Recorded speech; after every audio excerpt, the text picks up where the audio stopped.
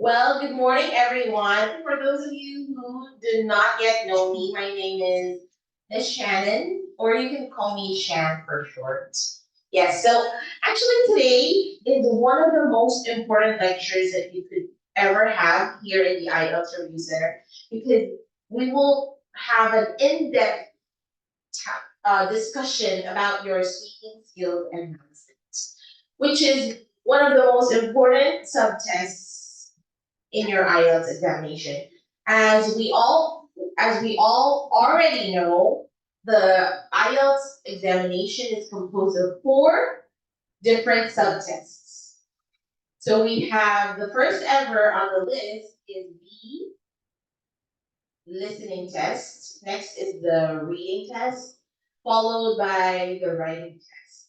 And one of the isolated tests is the speaking test, wherein it will take place on a different date, depending on your availability or depending on the schedule. So, pwedeng same day rin naman with the first three subtests, but different time slot. Pero pwede rin namang 2 days after or 2 days before. It depends on you.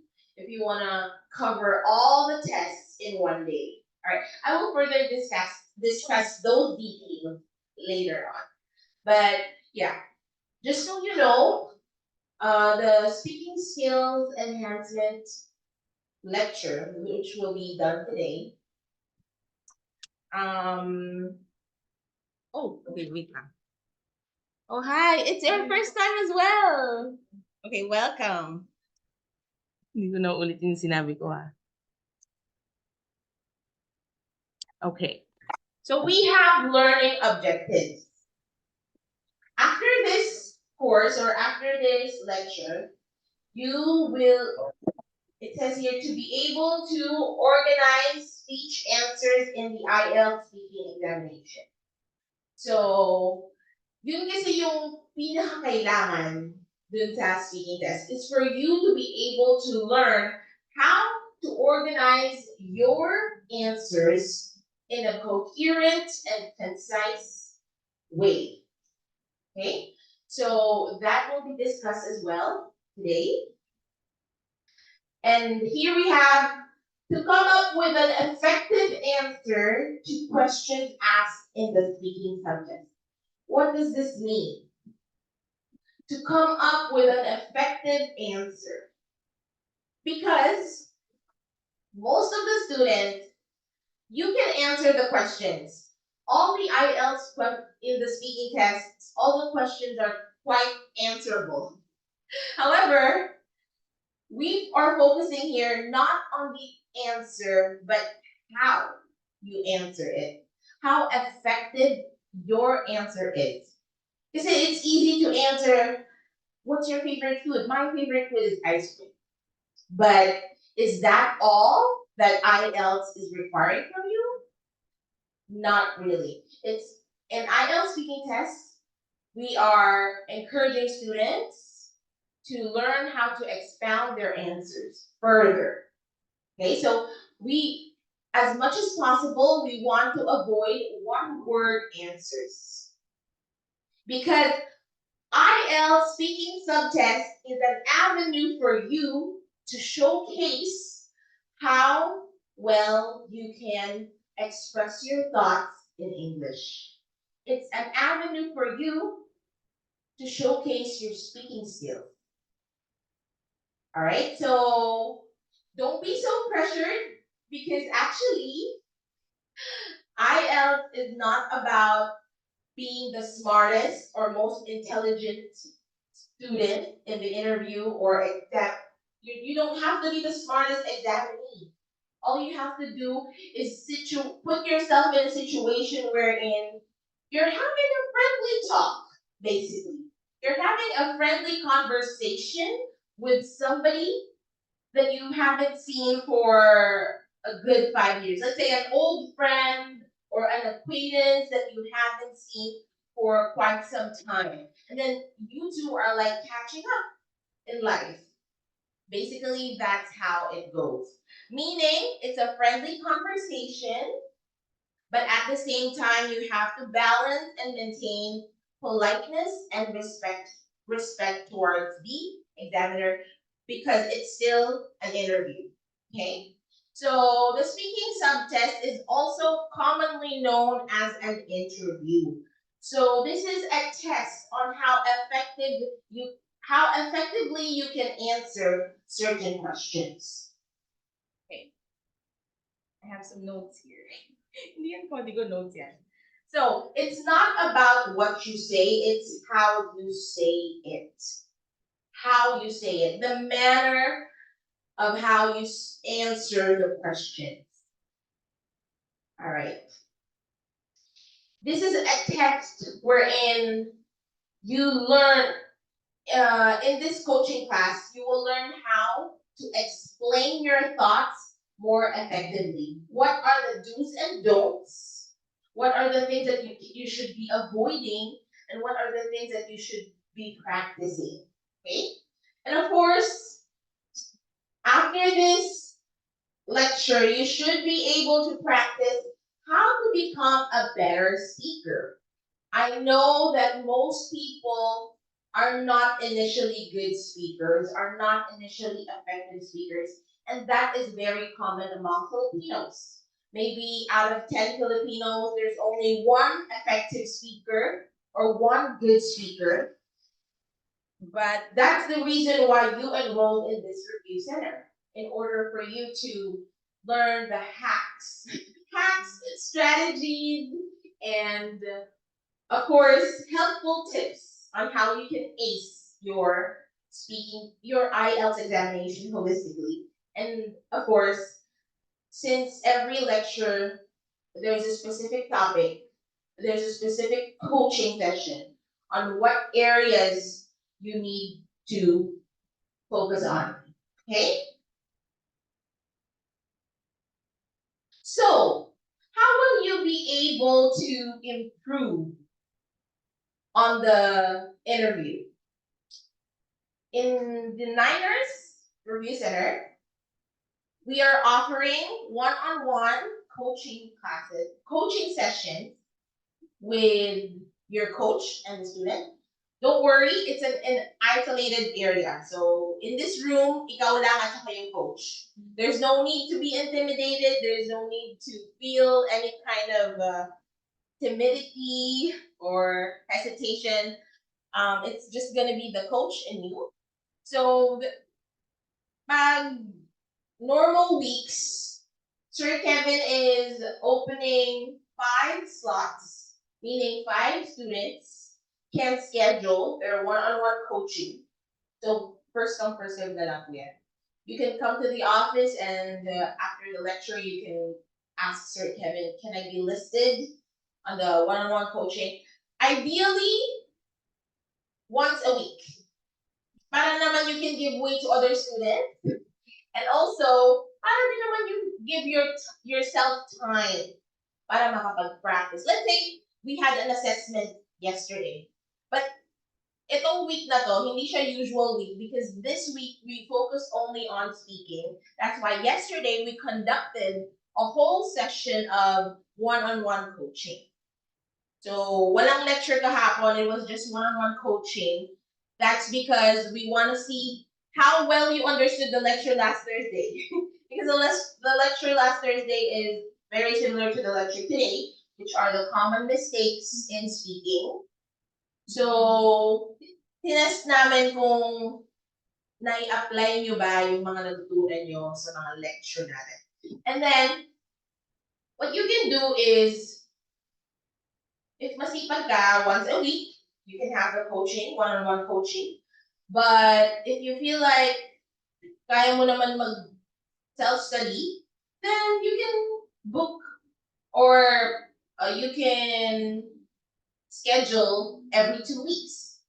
It's okay. You give yourself time. Inote mo lahat ng binigay sa yung evaluation ng coach mo. It's either me or Sir Kevin. It depends kung sino po yung masischedule sa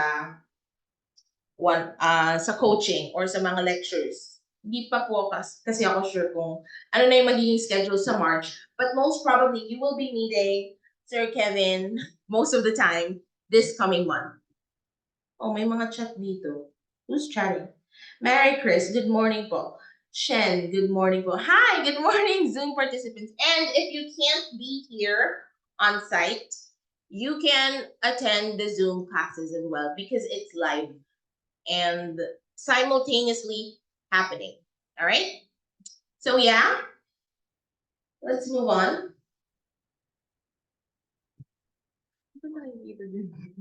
All right, there.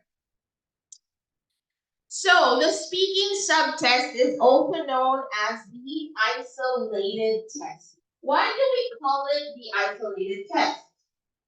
As mentioned earlier, it is not done right after the writing test. For those who are going to be taking the pen and paper test, are there any of you who's going to be taking the pen and paper test? None of you? Okay. So, computer-based lahat. So, basically, you have 40 minutes. You only have 40 minutes on the listening test. 1 hour for the reading test, which comes second. And another hour for the last one, the last written component, which is writing. That's also for 1 hour. So 40 minutes listening, 1 hour reading, and 1 hour writing test. So actually, based on experience, listening and reading pa lang madidrain ka na. What more, another hour for the writing test, right? So if you're confident enough, you can book the speaking test on the day that you had all these writing components or writing subtests, okay? If confident ka. But definitely, it's gonna be a different time slot. But the thing is, isang ano na lang siya, like isahang pagod na lang, isahang effort, or isahang stress. Because it's really stressful. However, pwede mo rin namang option is book it 2 days before the written components, yung tatlo na yon. Magkakasama po kasi talaga siya, hindi siya magkakahiwa-hiwalay. Yung reading, yung listening, reading, and writing. So you can book it 2 days ahead or 2 days after kung ayaw mo ng isahang bagsakan. Alright? So, ako for me, my answer would be I'd book it on a separate day. Kasi it's kind of stressful and it requires a lot of effort to do the first 3 subtests. So I would rather have myself focus on the speaking interview or the speaking test on a separate day. At least, nakafocus ka lang doon sa oral speaking mo. Yun lang yung i-review mo or ipa-practice mo pa. Right? So, again, yung one-on-one coaching classes na pwede niyo po palang atanan, I forgot to say the schedule. Thursday, Friday, Saturday. So a coach will be here 3 times a week, 3 days a week. Thursday, Friday, Saturday. And Monday, Tuesday kasi, we're just posting replay videos. And we're just posting handouts or activities online, self-study. That's what you can do. All right, so first come, first serve. Again, it's mga slots ng coaching.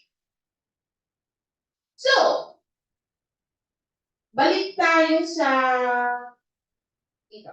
The speaking subtest is also known as an isolated test because nakabuod po siya at hindi po siya right after the 3 that I mentioned. It is the shortest test among the 4 components of the IELTS. So I mentioned earlier, 40 minutes sa listening, 1 hour yung reading and writing. Okay? Now, so speaking subtest, it will only require you to accomplish it 10 to 15 minutes only. But I feel like that's the longest 15 minutes of your life. It's gonna be the longest because it's gonna be the most nerve-wracking of all. Kasi iba na to eh. Hindi lang computer ang kaharap mo dito. It's a real person, right? So kahapon, tinadya ko magsuot ng blazer para ma-feel nyo talaga na, alam nyo, interview yun. So, na-feel nyo naman ba na totoong interview? Hinirapan ko kasi yung mga tanong eh. So, any feedback from the ones kasi ito, sila Anne, Jevlyn, JC, si Arthur wala kahapon, and Angela, right? So all of you were here yesterday and you were able to experience the one-on-one. What can you say? Any feedback? Okay, so that's because we've had the one-on-one coaching 3 times with me, right? So, ganun po yun. Papahirap na ng mapahirap. Why are we giving you difficult questions? It's because we're preparing you for the real thing.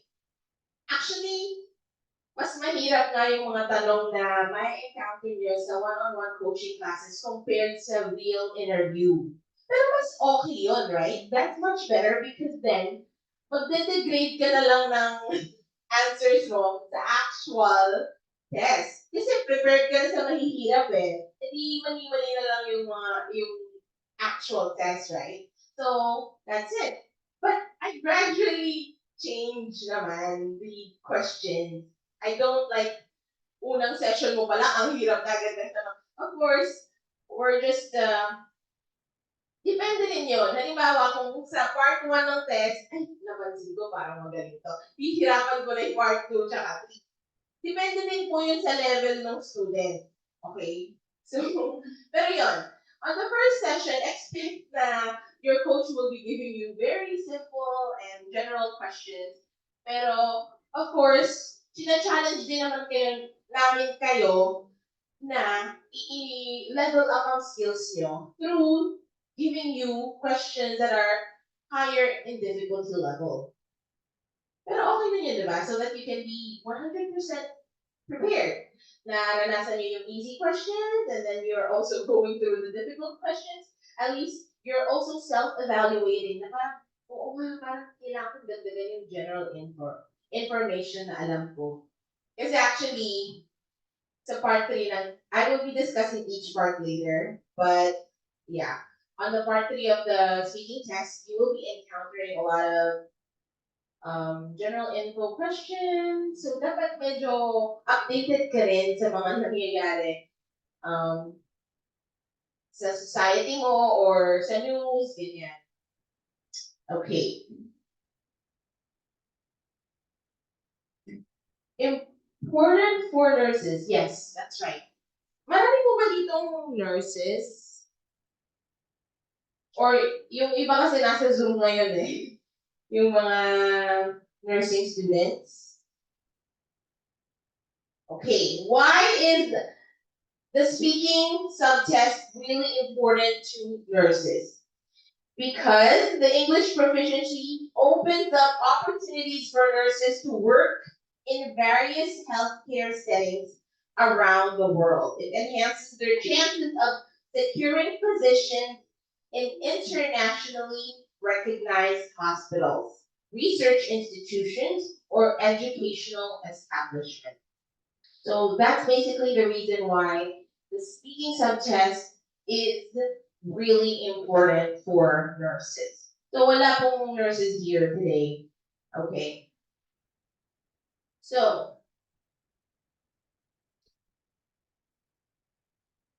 I would like to emphasize the one-on-one coaching. Why are we encouraging you to attend or schedule the one-on-one coaching? Simply because you need to reach a total of 10 coaching sessions at least. At least yun meaning that's the minimum number of coaching sessions that we're encouraging you to undergo before you actually take your IELTS exam. So does anybody here know the reason why we're giving you 10 or more than 10 coaching sessions per student? Why are we requiring that? Why are we asking you to help yourself do that? Do you have any ideas? Wow, nakinig siya sa lecture ko last Thursday. Dadalian ko na yung mga tanong. Well, yes, that's right. You will get more familiarized with the questions, with the setup of the test, kasi familiarity will build confidence. Mas malalesen yung nervousness mo. Pero depende din kasi yan sa tao. Like, there are people wherein, well, actually, mas nakaka-nervous naman talaga yung actual test. At may instances din na mental block, ganun. But, if you are practicing, if you are attending the one-on-one coaching sessions, I do not think that there's a chance for you to fail this subject, this speaking subtest, right? Because by then, after 10 sessions, after 10 one-on-one coaching sessions, I can confidently say that you can pass the speaking subtest. But of course, hindi mo lang yan i-rely sa coach mo. You have to put in your intentional effort to improve yourself. How? You can practice in front of the mirror or probably record yourself while speaking. Para naririnig mo rin yung sarili mo after. Like you can evaluate yourself. Okay? Do you have any questions so far?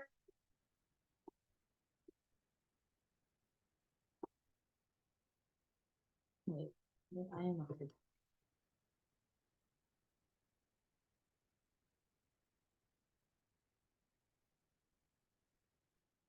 Yeah. Let's take a look at these two gentlemen over here.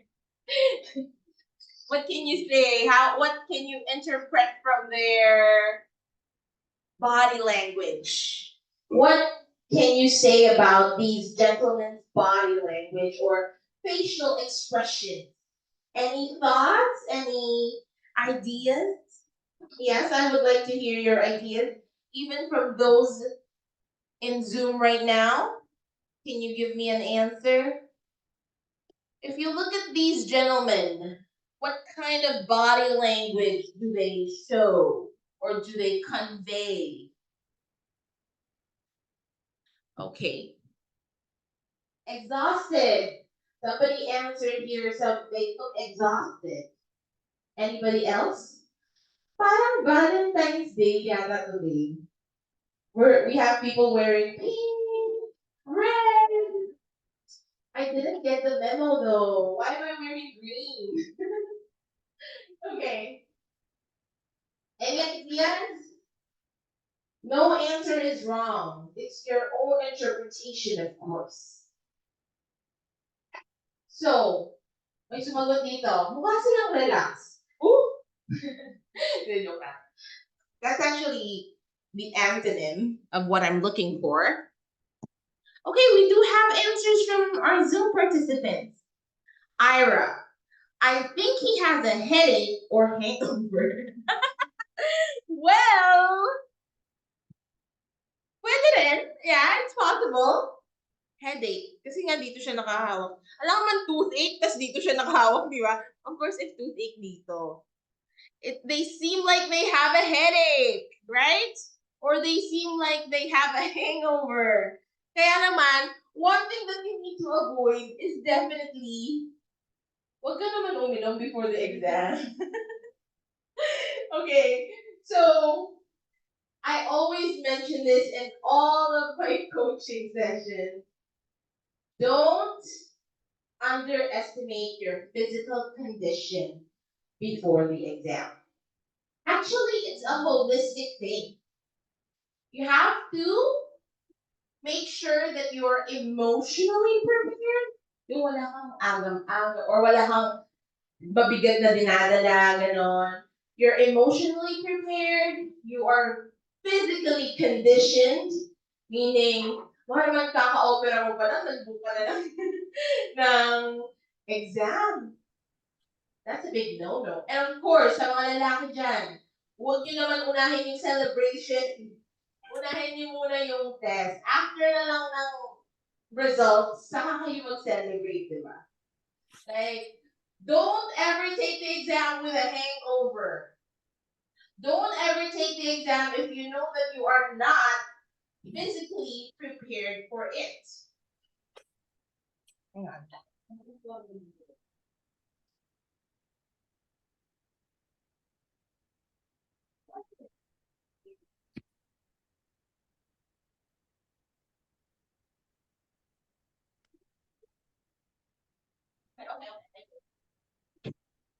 Bubulong na lang ako. Okay, hindi na ako daw, but how? Yeah, hello. Hindi na ba? No. Ayan, okay na? Is it better? Ay, ayan. Hello. Apparently, there are some test takers on the other room. They're already taking IELTS examination. Okay, thank you. So, kailangan na yung volume. So, yes. Another thing that I want to discuss about this is how can you make sure that you are physically conditioned to take the test? Huwag ka naman mag-book ng test sa Baguio. It's gonna be really exhausting. How many hours is it from Cabanatuan City? 5? Plus, basta sabi ni Sir Kevin huwag daw mag-book sa Baguio. No, actually, yeah. Well, it's understandable. You can't book an exam in Baguio City because it's too far. The only places that you can book your examinations will be in Pampanga, Dagupan City, or Cabanatuan City. Okay? So those 3 options. Bakit? What is it? Yes. Okay. Tama ba? Now, when it comes to the booking, pwede namang ikaw yung mag-book or pwede rin naman kayong magpa-assist sa amin. But not ako yung admin, yung secretary ko, si Sir Flower. Look for Sir Flower and ask him to assist you with the booking of your examination. Okay? There was something that I didn't discuss pala about the duration of the exam.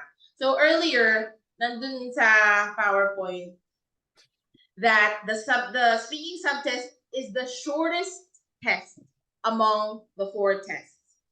And I mentioned that it will require you 10 to 15 minutes.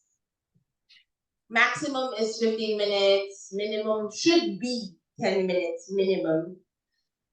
Pero yung isa daw, ang saya-saya niya after the test.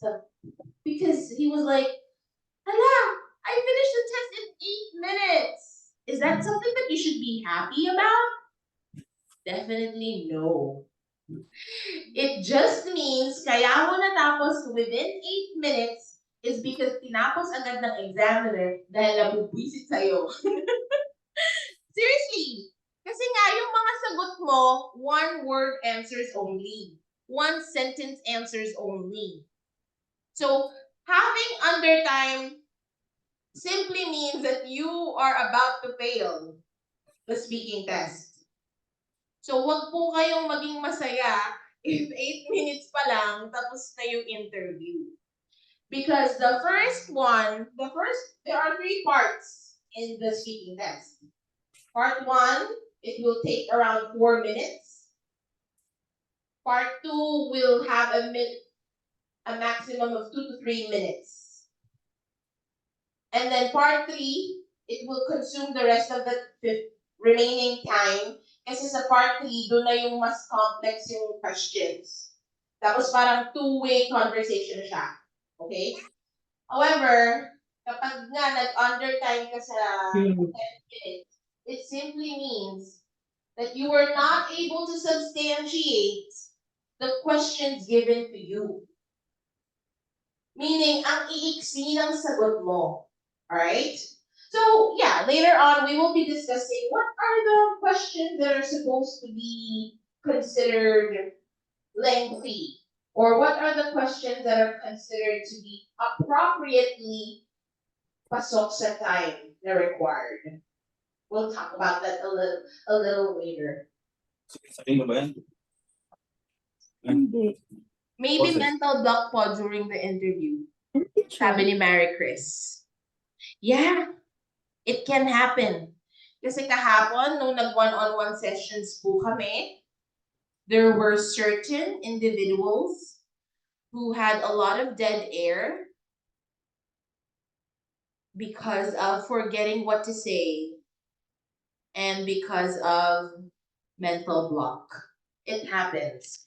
So that's why you have to make sure that you are 100% prepared emotionally, physically, financially. Of course, financially. And mentally. Mentally. Yun yung pinaka-importante din. Right. So, we have 4 areas of criteria, grading criteria. First one is fluency and cohesion, or yung fluency mo at yung content ng sasabihin mo, or how organized your thoughts are going to be. Second is vocabulary, grammar, and pronunciation. Yun yung 4. Fluency, vocabulary, grammar, and pronunciation. Sa 4 na areas na yan, doon kayo i-grade ng inyong examiner. So you have to be able to develop all those 4 skills before you take the speaking test.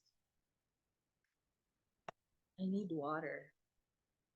Hydrate. What time is it now?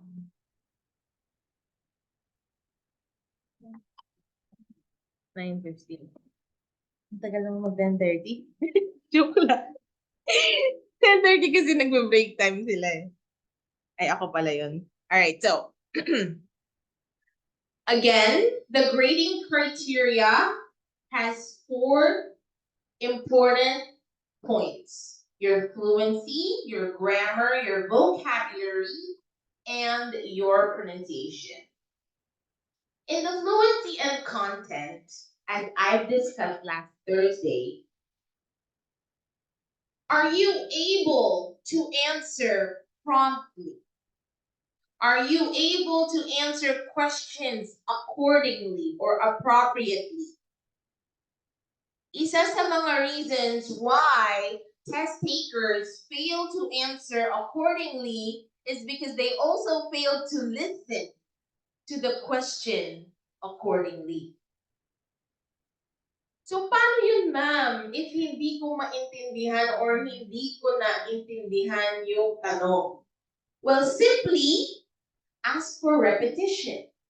It's okay to ask for repetition. How? Can you please repeat the question? I heard about a test taker. Hanggang ilang beses ka ba pwedeng magsabi ng, can you please repeat the question? One test taker said that several times in his speaking test and got a score of 7.5.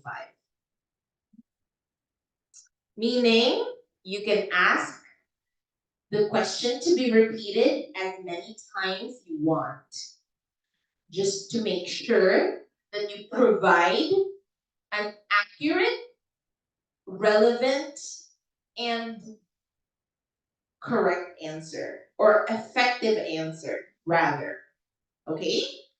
Okay lang na magpag-ulit ng tanong in a polite way, of course,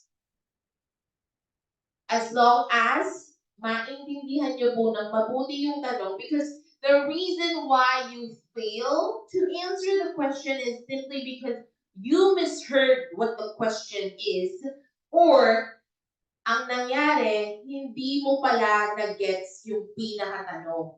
And it happened yesterday during one of the one-on-one coaching sessions that I had.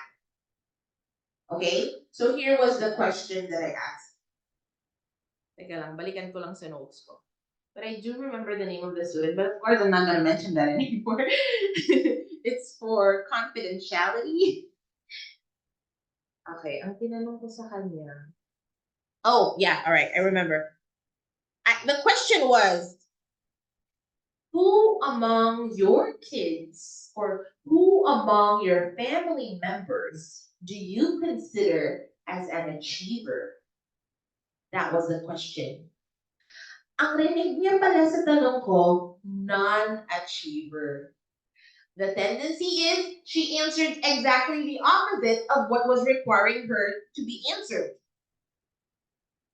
So sabi niya, I hope she's not here right now. Let me check. Are you there? Are you there? No. Okay, but it's okay because I'm not mentioning her name naman. I wouldn't do that. It depends though. Just kidding. So, ayun na nga. I was asking, who among your family members do you consider an achiever?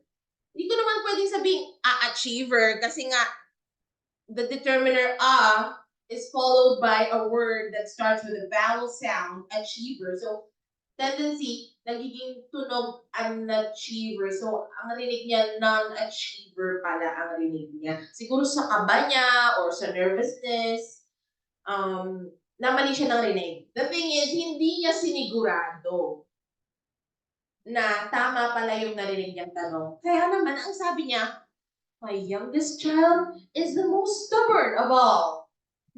Sabi ko, huh? What is she talking about? Kaya pala, after the test, she told me, ay, ang rinig ko po kasi non-achiever. Kaya pala, I said, why is she telling me the exact opposite thing of what I was asking? Right? Kasi di ba, achiever tsaka stubborn, opposite yan eh, di ba? So, yun. Kaya po, pagdating dito, sa mga tanong po na hindi nyo po naintindihan or hindi nyo po narinig ng maayos, okay lang na paulit-ulitin. Again, there was a test taker who asked the question to be repeated several times and got a score of 7.5. Wala pong masama doon. And it might be a little bit annoying sa part ng test ng examiner, but then the result of your answers is the most important. Can the person handle himself or herself professionally? Okay. Because fluency talks about how prompt you can understand the question being asked, how prompt you can answer the question, and if you can answer it with the highest relevance that you can. Okay?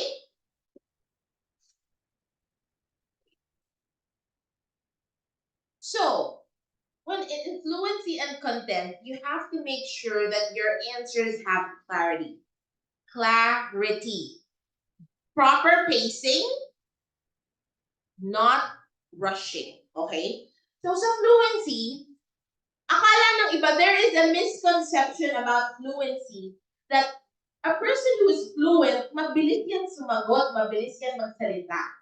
But when it comes to IELTS speaking, take it slow. Why is it important to slow down? Why is it important to adjust your speaking pace?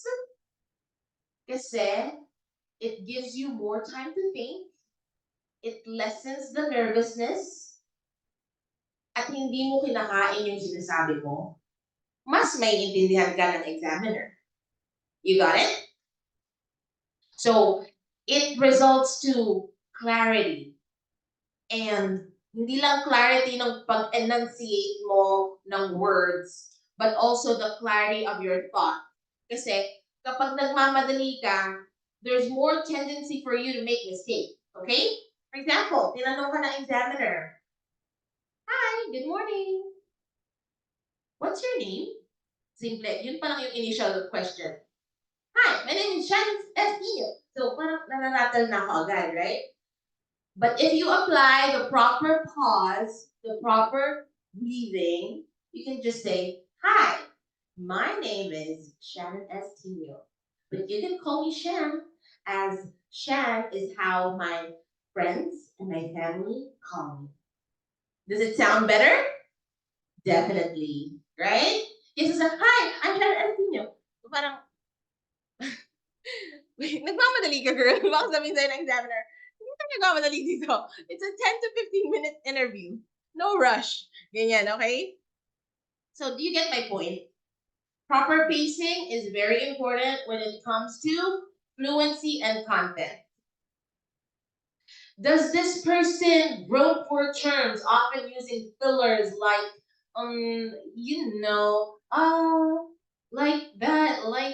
So, most of the time, ang pinaka-common na comment ko sa lahat ng nag-one-on-one speaking coaching kahapon is yung fillers.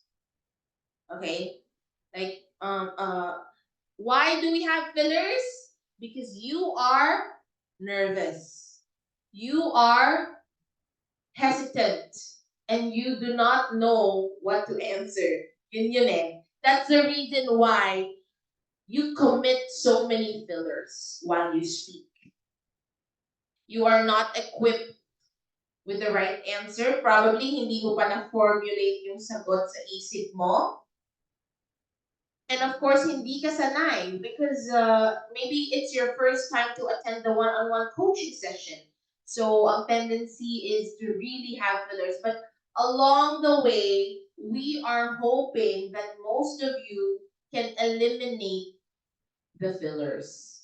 And how? Through familiarity and getting used to being in that interview or speaking test. Okay.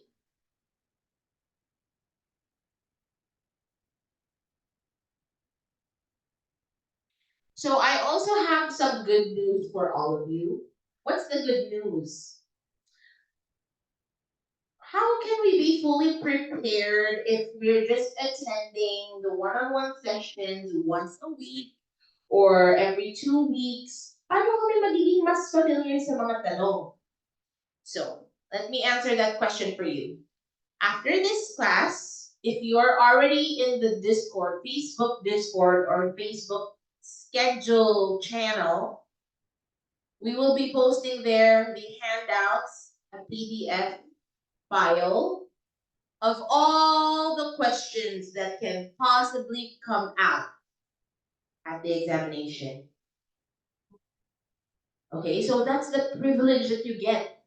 Hindi mo na kailangan i-search pa because we will provide the answer. We will provide the questions for you, okay? We have compiled all the possible questions that can come out, even the difficult ones. Para naman pag madali na yung natapat sa'yo, you can easily just adjust to that level. Mas mahirap kasi yung sanay ka sa madali and then mag-a-adjust ka bigla sa mahirap kesa sa, okay, sanay ka na sa difficult level and then mag-a-adjust ka na lang ngayon sa mas madali, right? Okay.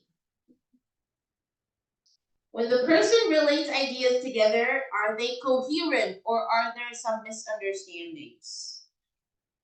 Okay, coherence. Let's talk about coherence again.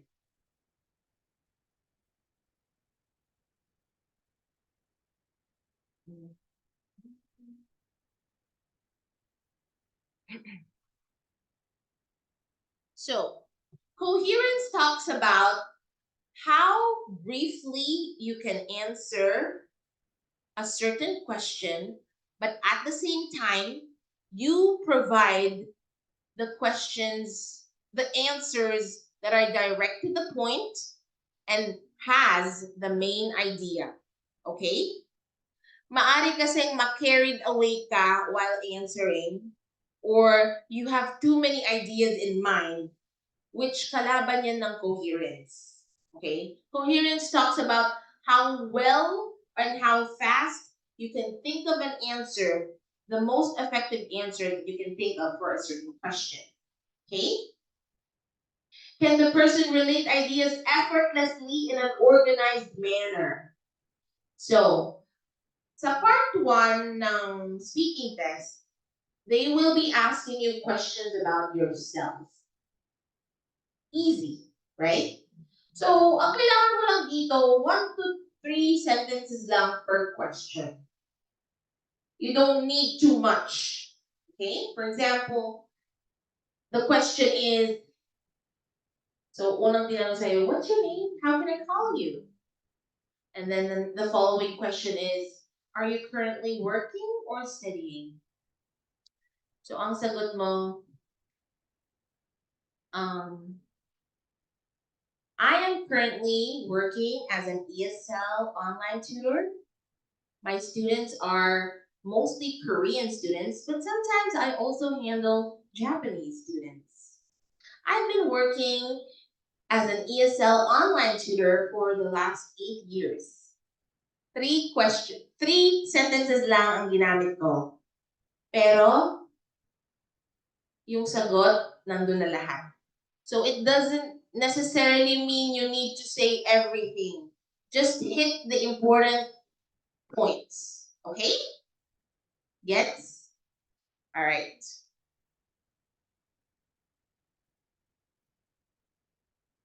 Now, let's talk about grammatical range and accuracy. As I mentioned in my lecture last Thursday, fluency and coherence is very important criteria. Same as pronunciation. But the good news is, pagdating po sa grammar, maluwag po sila. They are not so strict when it comes to your grammar. Hindi sila ganun kahigpit. So, it means, wag po tayong masyadong ma-self-conscious. Alright?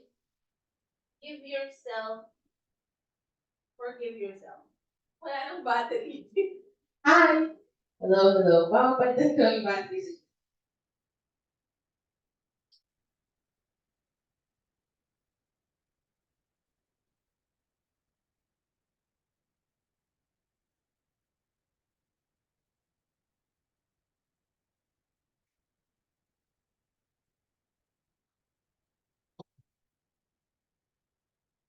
So, grammar range and accuracy, mapagbigay po ang mga examiners pagdating sa grammar.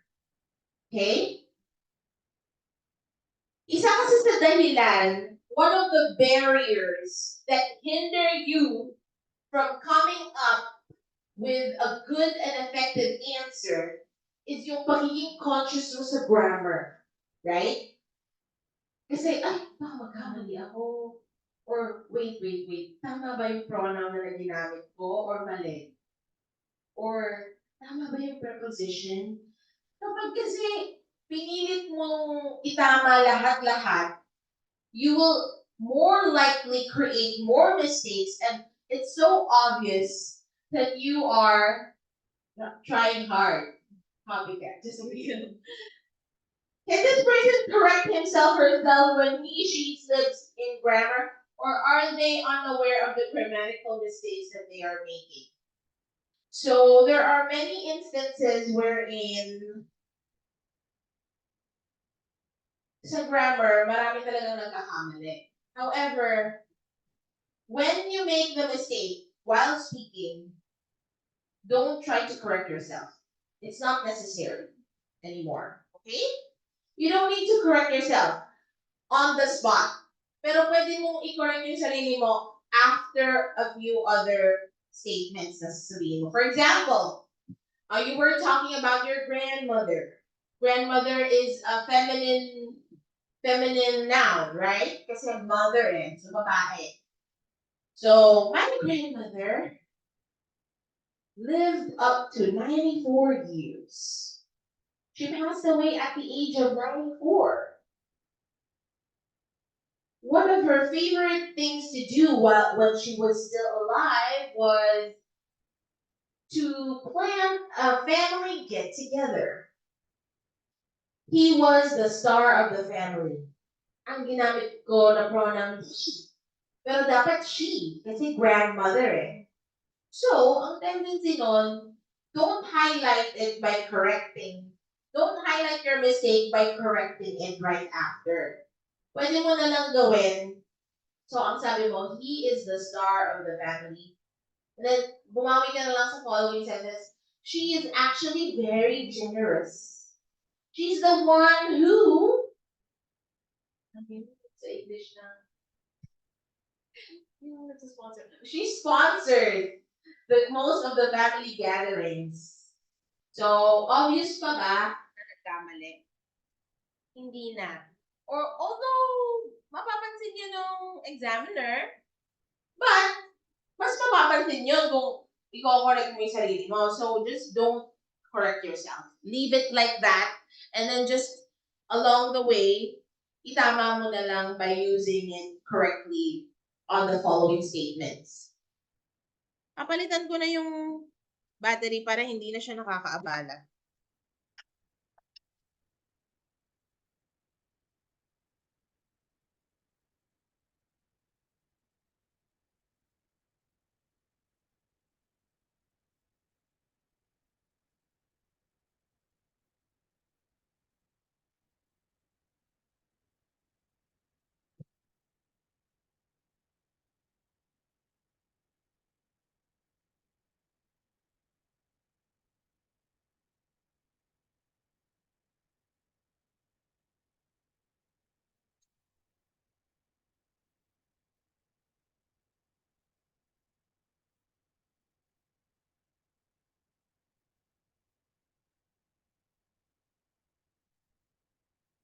ASMR.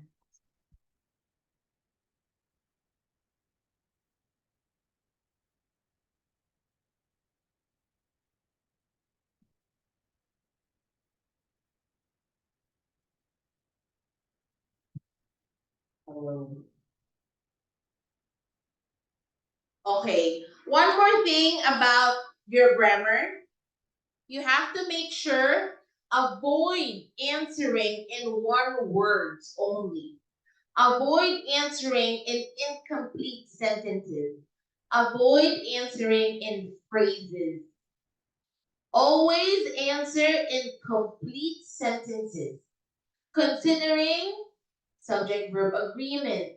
Important po yan. So, if you feel like one of your weakness is grammar, please do attend the major lectures in grammar.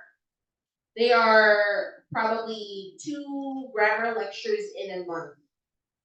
Or, if you don't have time, you can just search sa Facebook Discord ng Niners. Hashtag grammar. Then lalabas na po dun yung mga review videos or yung mga handouts. You can do self-study. Alright? Now let's talk about vocabulary and lexical resource. Yung diction nyo po ba na ginamit is appropriate or misused? Halimbawa, ang tanong, what's your favorite color? Pizza! What's your favorite food? Orange. So, hindi po ganun, okay? You have to make sure that you answer accordingly with the appropriate words that are needed in the question. All right. Isa din sa considerations sa speaking test is lalo na sa part 3. Kasi yung part 3 po, more on abstract questions. Wherein it will require you to think about certain topics na maaaring hindi ka masyadong sanay na pag-usapan or probably you're not interested in those topics. But the thing is, you have to be prepared. Kaya nga po, we will be providing the handouts. So now, ano po ba ma'am ang examples ng mga questions na baka hindi masyadong napag-uusapan ninyo in the family, or wait a minute, I will give you some sample questions.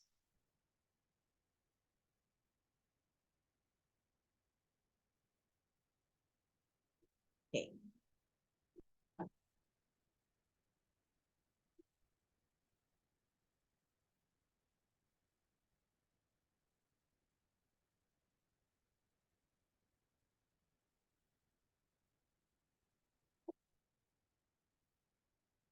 Let's say the question is,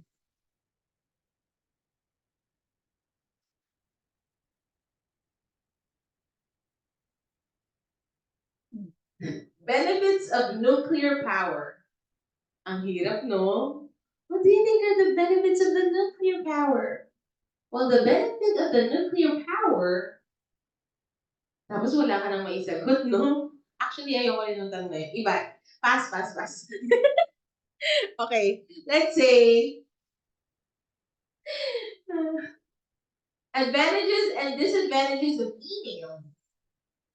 So you need to be equipped with words or lexical resources that tackle emails, such as, ano ba yung mga words related to email? The email address. Ang hirap naman nun, ma'am.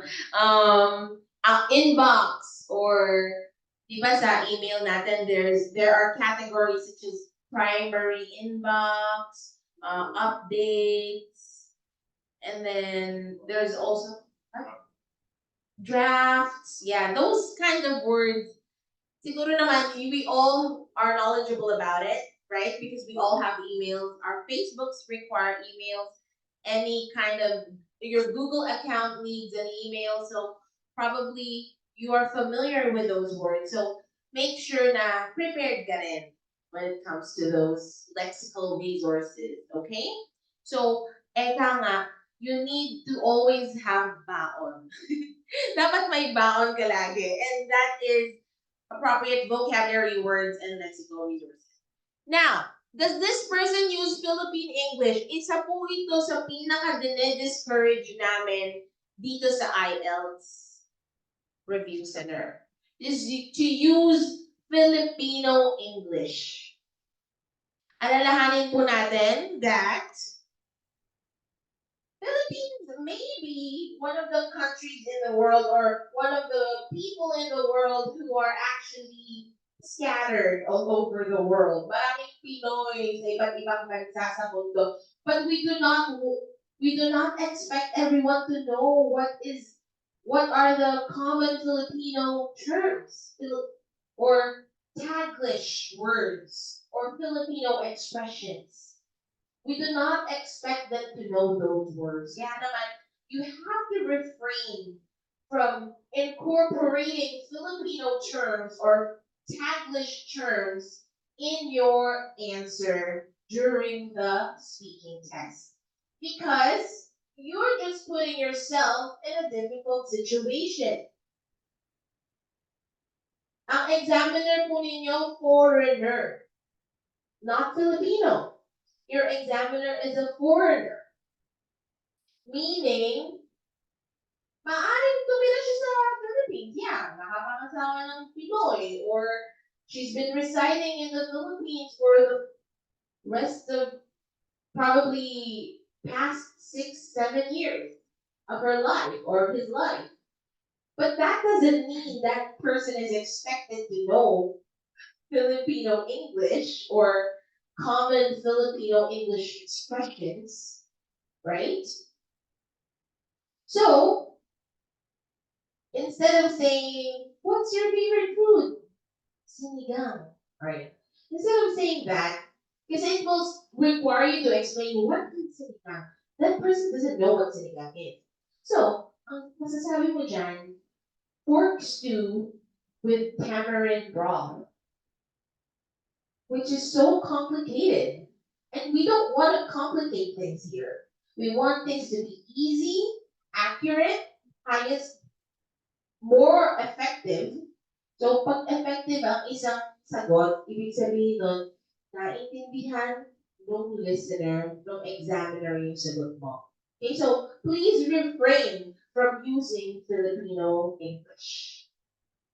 You can easily say, my favorite food is hamburger, or my favorite food is fried chicken. That's something everybody likes, right? Or you can simply say, my favorite food is pizza, because pizza is a very low maintenance food. It's actually really easy to order. There are so many pizza stores all over the country, all over my town, and you don't need utensils to eat pizza. You just need to open the box, grab a slice, and put some hot sauce. Parang ganun sagot lang. Very, very easy to answer, right? Instead of sinigang, pinahirap pa yung sarili mo. Or adobo. Do you expect them to know adobo? Oh no, ang daming vloggers, ang daming YouTubers, content creators that are actually featuring Filipino food. But then, just to keep it safe, wag na pong mag-mention ng Filipino English words. Okay? Parang kang gumawa ng sarili mong hukay eh. Kapag nag-mention ka pa ng... And you know what? Nakakatawa kasi I already mentioned this in my lecture last Thursday. Pero kahapon po, yung mga nag-one-on-one coaching, nag-mention pa rin na, pinilit pa rin nila talaga eh. Ang kukulit nyo, no? Sinabi na ako wag mag-mention ng Philippine English or Taglish words, pero may mga nag-mention pa rin. Pero kasi, yun kasi din yung una mong maiisip eh, right? I understand. Kaya naman, always bear in mind, practice makes perfect. So, practicein nyo na don't think in Filipino. When you hear the question, automatically think in English. Para ma-identify mo, ay, oo nga, iwasan ko tong word na to. Think in English na. And formulate the answer in your mind in English. Does this person have the tendency to translate Filipino into English? I also experienced yesterday a lot of murmuring from the test takers, from the one-on-one coaching session. Ano na yun? Ano po yun, ma'am? Gumanon. Sinabi ko na nga nung Thursday, umattend pa siya nung lecture nung Thursday, ano? So I was like, dito nakikinig. So anyway, yeah, sometimes since it has become a habit, we can't avoid it. But then, iset aside nyo po muna yung mga mannerisms nyo or mga habits nyo for the subtest, for the speaking subtest. 10 to 15 minutes lang naman yun. So, yeah. My advice, in order for you to get used to the English language, is incorporate it on your daily life. So, starting today, go home, greet your family. Hi, today we are going to only have EOP in this house. Sabihin nyo, oh, para sa ekonomiya, tulungan nyo ako, support me, right? You can start talking to your siblings, to your wife, to your husband, to your jowa in English. And that's okay. Kung kailangan mo lang naman ng 2 to 3 months na practice, di ba? Why not? And then when you go to the mall, speak to the people in English, and there's nothing wrong about that. When you go order coffee, practice ordering in English. Actually, for those of you who don't know me yet, I am totoo yung example kanina that I am an ESL online tutor, and I do teach Koreans and Japanese students. So one of the programs that our company have is umuuwi ng Philippines ang mga students. So, merong students na kids, may students din na adults. So, yung adults, they really just want to stay to the Philippines so that they can practice their English. Why? Kasi sa bansa nila, they are being discriminated or being laughed at when they speak English. Parang hindi common na local ka doon, tapos nag-English ka. Kasi parang, ate na to. Mga ganon. At saka, ang binubook niyang classes is yung one-on-one classes. For example, I'm the teacher. Binook niya ako for a month. So, we go out together on a date. Just kidding, no. No, we don't go out on a date. But it's practically like a date because we go out on, we go to coffee shops. And then, why do we do that? In order for him to practice his casual speaking. Like, hi, all right, so my order is venti americano. Kasi hindi nila magawa yun sa bansa nila. That's why they wanna immerse. Yun yung tinatawag, ang tawag doon, pag-immerse or immersion. Meaning you put yourself in a situation para ma-shape ka, ma-mold ka, at ma-practice ka. Masanay ka sa isang bagay. To have an actual experience of it, right? Another thing is ordering food from fast food or ordering any food from the restaurant. Or another way is, what other ways can I think of? When you go shopping, so you ask for a certain product, like, could you get me a size 7? Or I'm a size 7. Could you get me this model of shoes or this one, the beige? So yeah, those are the things that the student does when he comes to or she comes to the Philippines para ma-practice niya yung English niya. Basic life situations such as ordering coffee, going shopping, going to the supermarket. So they try their very best na gamitin yung English on daily situations para lang masanay. Now, on the other hand, I also have students who stay in a homestay program wherein the rules are very strict. They are only given once a week 30-minute chance to speak their language. Aside from that, English na lahat. At sumusunod yung mga bata, in fairness, sumusunod sila because takot sila sa consequences eh. For example, their parents are gonna promise them, okay, when you come back from the Philippines, I'm gonna buy you a new ano na ba yung latest na yun? PS4? 5. PS5 pala. So, I'm gonna buy you a PS5. Basta magstay ka lang in the Philippines. You're gonna join the homestay program. I want you to develop your speaking skills. And after 2 months, 3 months, straight English. Kung low beginner siya dumating sa Philippines, pag alis niya ng Philippines, intermediate level na siya. Within 2 to 3 months of speaking English every single day, 24 hours a day. Bakit sila may 30-minute chance to speak their language in a week? Tatawagan lang nila yung parents nila to update, buhay pa ako. Hindi naman. Well, I was one of the hosts sa homestay program. Kaya very close sa akin yung experience na yon. What we even do is a minimum of 5 speaking activities in a day. Naka-record po sila, video. So I have a tripod with me. I have a tripod. And then I ask the student to find a white background or plain background, and then I set up the tripod. Phone lang. Video ko siya. Okay, your speaking activity. The topic is, would you rather go to school on foot or on would you rather go to school on foot or by car? That's magsasalita ng student, straight in English. At may minimum time siya ng 5 minutes. You have to be able to speak within 5 minutes. So, you can do that to yourself as well. Record mo yung sarili mo. Alright?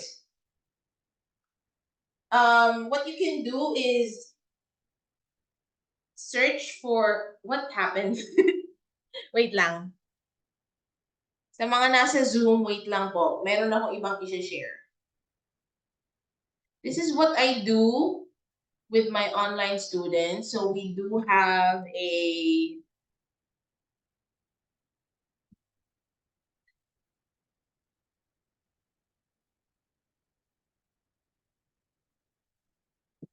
bakit nawala yung project? What do I click again? Control 6 ba? To see the display? Or what? Okay. Share screen.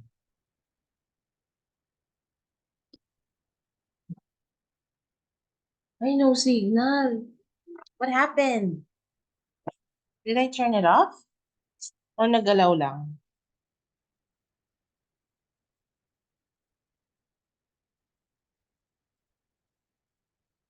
Okay, let's see.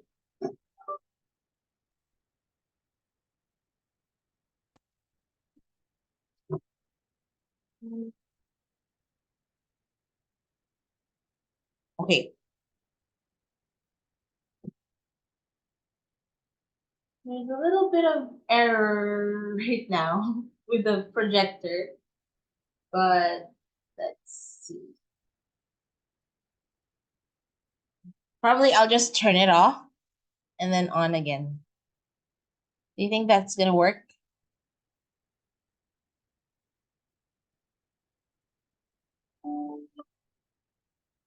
Hopefully it does. Hintayin lang natin saglit, guys.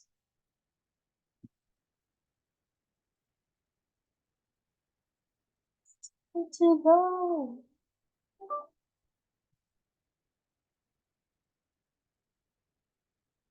There. Okay, so you can see anything that I'm sharing right now? Yeah, okay. So this is what I usually do. Can you see this? Ayan na, hindi. Ha? So ano to, impromptu questions to. So I compile impromptu questions sa wheel na to. And then I pick one. May mga na-trauma sa impromptu. Oh. But actually, impromptu will be in your speaking sub-test. Mamaya, i-discuss natin. Does music replenish your soul? So, ang pwede mong gawin, pag nakuha mo na yung handouts ng mga tanong, especially yung mga tanong sa part 3, ilagay mo siya sa wheel. Tapos practice ka mag-isa. Diba? That would be really effective. And you can even, what you can do is record yourself. Lahat naman ng phones may voice memo, right? Or voice recorder. If not, you can download it. Okay? So help yourself. Kasi hindi lang sapat yung coaching sessions eh. Because that's basically 1 or 2 times a month. 4 or 2 times a month. Depende sa sipag mo yan. Right? So other ways is to really be more creative.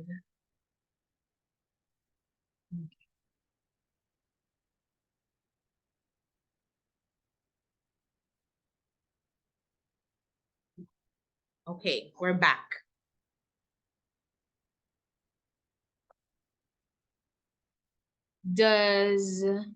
Okay. Tapos na tayo sa vocabulary and lexical resource. Pagdating din naman po sa vocabulary and sa grammar, yun yung least important among the 4 grading criteria.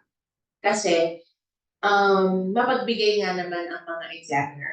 They don't really pay so much attention on your grammar and vocab. But still, if don't use the Philippine English words and expressions. And also, make sure na sure ka din sa words na gagamitin mo to describe something or to answer the questions. If you want to keep it simple, keep it simple. As long as higher accuracy. That's much better. Okay? Now let's talk about pronunciation and delivery. Does the pronunciation of the person hinder effective communication? Ulit-ulit na lang tayo dito. Well, yeah, of course. It does hinder effective communication. Lalo na if your Filipino local accent is really strong. Okay? So you also have to make an effort. Paano, ma'am? Ganito na nga ako magsalita.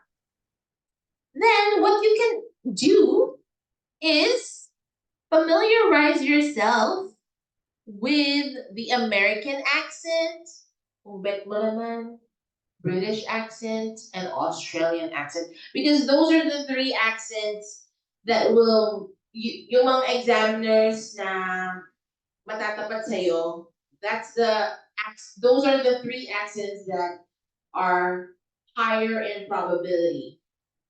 British and Australian. Medyo swerte ka daw if American matapat sa'yo, which is very easy for us Filipinos because we're used to it. So it's okay if you have a neutral English accent. Just make an effort na i-improve yung pronunciation mo, okay? Because yes, mispronunciation can hinder effective communication. Marami pong nagiging misunderstandings because of the wrong pronunciation of words. Does the person put appropriate stress on words? Do they have a glide? Is it consistently heard? Do they maintain consistent volume throughout the conversation? Does the voice quality hinder effective communication? Okay, before your scheduled examination, wag pong mag-video, okay? Wag pong mag-concert, okay? It's highly discouraged because it affects the volume, the quality of your voice. Right? So, pwede naman pong after na lang ng test. Make sure that your voice is well conditioned. Paano naman if, let's say, talagang natural na husky yung voice mo or paos? May mga ganun kasi tao, right? So then, what you can do is speak louder or try to open your mouth a little wider so that you can articulate and enunciate words, syllable sounds, vowel sounds, consonant sounds correctly. And another way for you to improve your pronunciation and delivery is by attending the pronunciation lecture. Because mas meticulous siya, mas narrowed down ang topics. And if you don't have much time, you can always watch the replay videos, but I highly encourage you to attend live lectures because they are more engaging. And I feel like if you are engaged in the discussion, you tend to learn more kesa sa mga replay videos. Kasi sa replay videos, antonin ka. And there's a tendency, alam niyo po ba yung mga replay videos namin, 2 to 3 hours. Kasi walang cut-cut yan. Kung paano na yan ni-record, gano'n na rin yan, tuloy-tuloy. So, ikaw ba naman, 3 hours? Ako napipilitan lang ako kasi kailangan ko itong ituro. But the thing is, maiinit ka, lalo na if you're using your phone or your iPad, maraming notifications. And then, madidistract ka. Pero dito sa live lecture, lalapitan kita pag inaantok ka. So, hindi ka madidistract, right? And I feel like live lectures are very fun. Don't you think so? Especially kapag umattend po kayo ng live lectures ni Sir Kevin. I feel like I can say he's a bit better than me kasi naman 8 years na siya IELTS instructor. So you will also learn a lot of things, especially a lot of experiences from him kasi he's been here for a lot of years already. You'll be meeting him next week, by the way, for those newcomers. Ang dami pong new enrollees ngayong January and February, so You probably haven't met him, but you will meet him soon. Alright. Yun. Kailangan niyo pong i-condition yung boses niyo. Alright? Make sure na isa din yun sa isang physical conditioning na kailangan mong gawin before taking the IELTS exam is your voice. I really envy people who naturally have a well-modulated voice because my voice is very pitchy and cracky sometimes. But dinadaan ko na lang sa ibang pamamaraan to make it sound a little more, not masakit sa tenga. Okay. Putting appropriate stress on words. Isa sa pinaka na-note ko sa lahat ng na-coach ko is yung pagiging monotonous. Pag kasi flat intonation, walang stress and emphasis sa words, it sounds boring. At ang examiner, tao lang siya. The way you deliver your answers is actually important para din ma-set yung mood ng examiner. Pag na-bad trip sa'yo yun kasi nakaka-antok kang magsalita, nakaka-affect din po yun sa grade na ibibigay sa'yo. Okay? So you have to make sure that you know the different variations of your volume, your pitch, your voice range. So, ano bang example ng pagiging monotonous? Nag-record ako ng estudyante kahapon. Joke lang. Mga kinabahan naman, no? Ang pangalan niya, Ann. Joke. Uy, wala. Joke lang. So, ganito yung pagiging monotonous. Nahihirapan akong gawing monotonous kasi I'm not monotonous. Thank God I'm not monotonous. Well, anyway, ano bang example ng pagiging monotonous? For example, yung tanong ko una, hi, what's your name? Ang sagot ng examiner. Hi, my name is JR. Where are you from, JR? I'm from Cabanatuan City. And then, ang next na tanong is, okay, JR, why don't you tell me about your hobbies? Ang sagot naman ni JR, well, my hobby is I like to go to the mall. I also like to eat out with my family. And after that, we want to go to the park. And we want to go and walk at the park. Ang gets niyo ba yung pagiging monotonous? Isa lang yung tono. Pero mali pa rin yung paggamit niya intonation kasi ang rising intonation are only for questions. Like, would you like to go to the park with me? Rising intonation. Yes, sure. I would love to. Declarative sentence. Di ba may range? Kesa sa, would you like to go to the park with me? Yes, I would love to. Parang, alam mo yun, kailangan mo rin lagyan ng proper tone yung pagsagot mo para hindi siya nakakaantok. Kasi most of the people or the students that underwent the one-on-one coaching session yesterday, ang pinaka-kinoment ko, monotonous. Ganon. So, paano mo to ma-fix? Through practice. Okay? For example, what are your hobbies? My hobby is spending time with my family. And our family is used to going out to the mall on the weekend. My wife loves shopping. Ako nga kasi si JR. My wife loves shopping. My eldest daughter loves going to the cosmetic area of the mall, and she loves picking out her favorite lip tints and latest cosmetics. As for my youngest son, he's more into arcade, so he would ask me to accompany him at Quantum, World of Fun. Meron pa ba nun? Sorry, hindi ako pumunta masyado ng mga ganun eh. Wala pa kasi akong anak. So yeah, I don't know. Probably one, two. Time zone. Ayan, time zone pala. My youngest son wants me to accompany him to time zone. We do a lot of things there together, like playing basketball. We also love playing. Ano ba yung mga nilalaro doon? The huh? What? Machine. Claw machine. The claw machine. Ganyan. Which I hate so much because I just waste my money on that thing.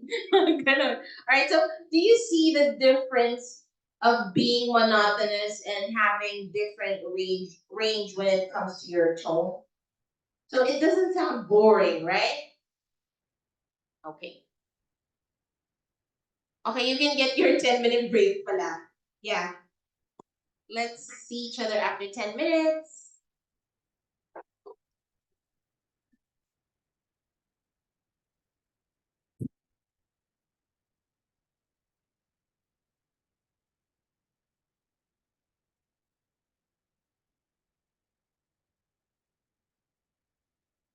Okay, so we will proceed by talking about the speaking subtest overview. So this is very beneficial for the first comers, for the first timers na uma-attend ng lecture today. We will be tackling each part of the subtest, of the speaking subtest. As mentioned earlier, there are 3 parts. Kindly mute your microphones. Wait lang. Mute ko lang kasi nakakabagal.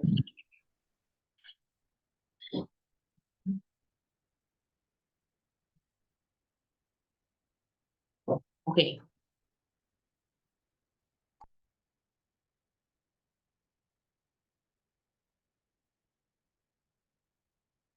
All right. So on the first section, you will be encountering personal questions, which require personal answers. Ideas coming from personal experiences and opinions about the topic being discussed. So, more on lumalabas siya sa first and second part. Yung mga opinions, yung mga personal answers, such as your name, your address, your educational background, your job background or work experience. Yan yung mga tanong na kailangan alam nyo kung paano sagutin. Alright? So personal experiences like what are your hobbies?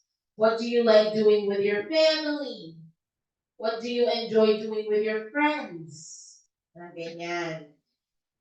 Very easy lang yung mga ganong questions. And I believe that you can answer that within 1 to 3 sentences. It's enough. Kasi sa part 1 ng test, you will be given either 4 minutes or 9 questions. Would you choose 4 minutes or 9 questions? Which do you think is better? Why? Parang sa parang gusto hindi ko lahat matatao. Parang mas mabigat po So, mas pipiliin mo nga yung 4 minutes. Contrary yung sagot mo. Sabi mo, mas mabigat yung wait ng 9 minutes. 9 questions sa 4 minutes.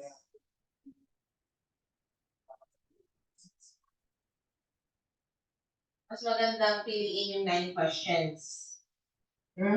Kasi feeling mo, since hindi ka masyadong madaldal, you feel like if you were given 9 questions, you would provide more answers pa. Okay, I get your point.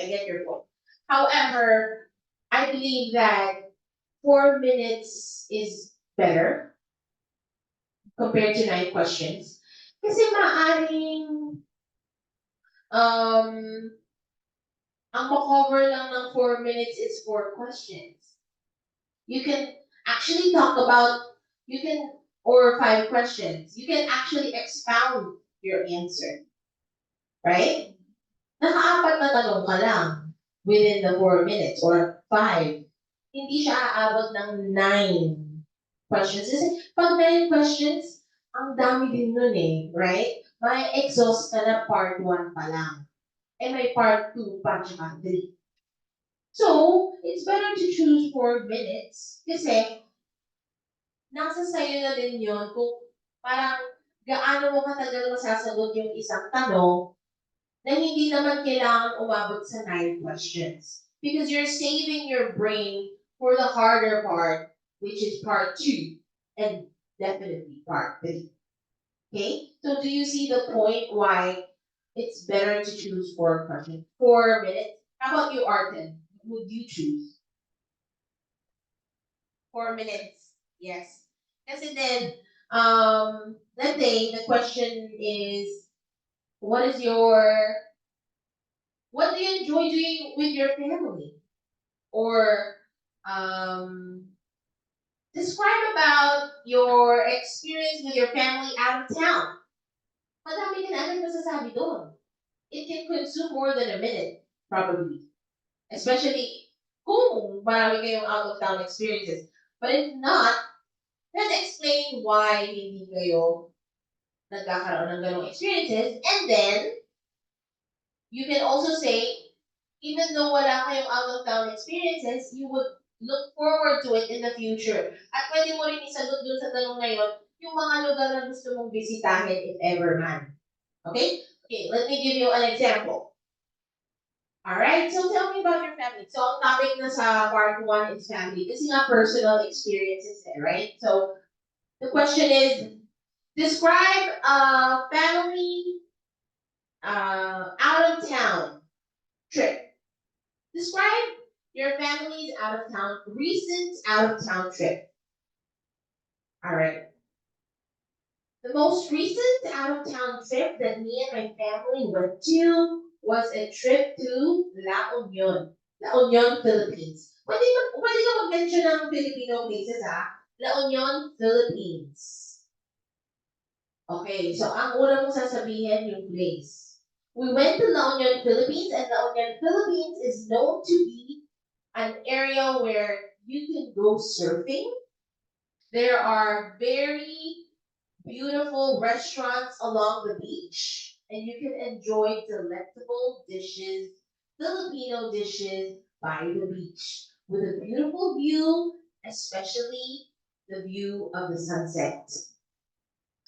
And then pwede mo rin sabihin, I went there with my parents and my boyfriend, which I consider my family now. Pwede mga ganon. And then, ang dami ko na agad nasabi, right? Yung place pa lang, describe ko na, ang dami ko na agad nasabi. And then, members of the family that you went with. And then, after that, ano yung highlight ng La Union trip mo? The highlight of our La Union trip was when we went surfing in the afternoon. The waves were really big and wavy. The waves were really big, so we enjoyed the surfing experience to its maximum level. Although I got a little suntan, that doesn't matter because what matters most was the fun and enjoyment that me and my family had in La Union, Philippines. Ganun lang. So you can mention the place where you went to, the people that you went with, and the highlight. Huwag mo nang i-mention na nagkape ka sa ganitong coffee shop.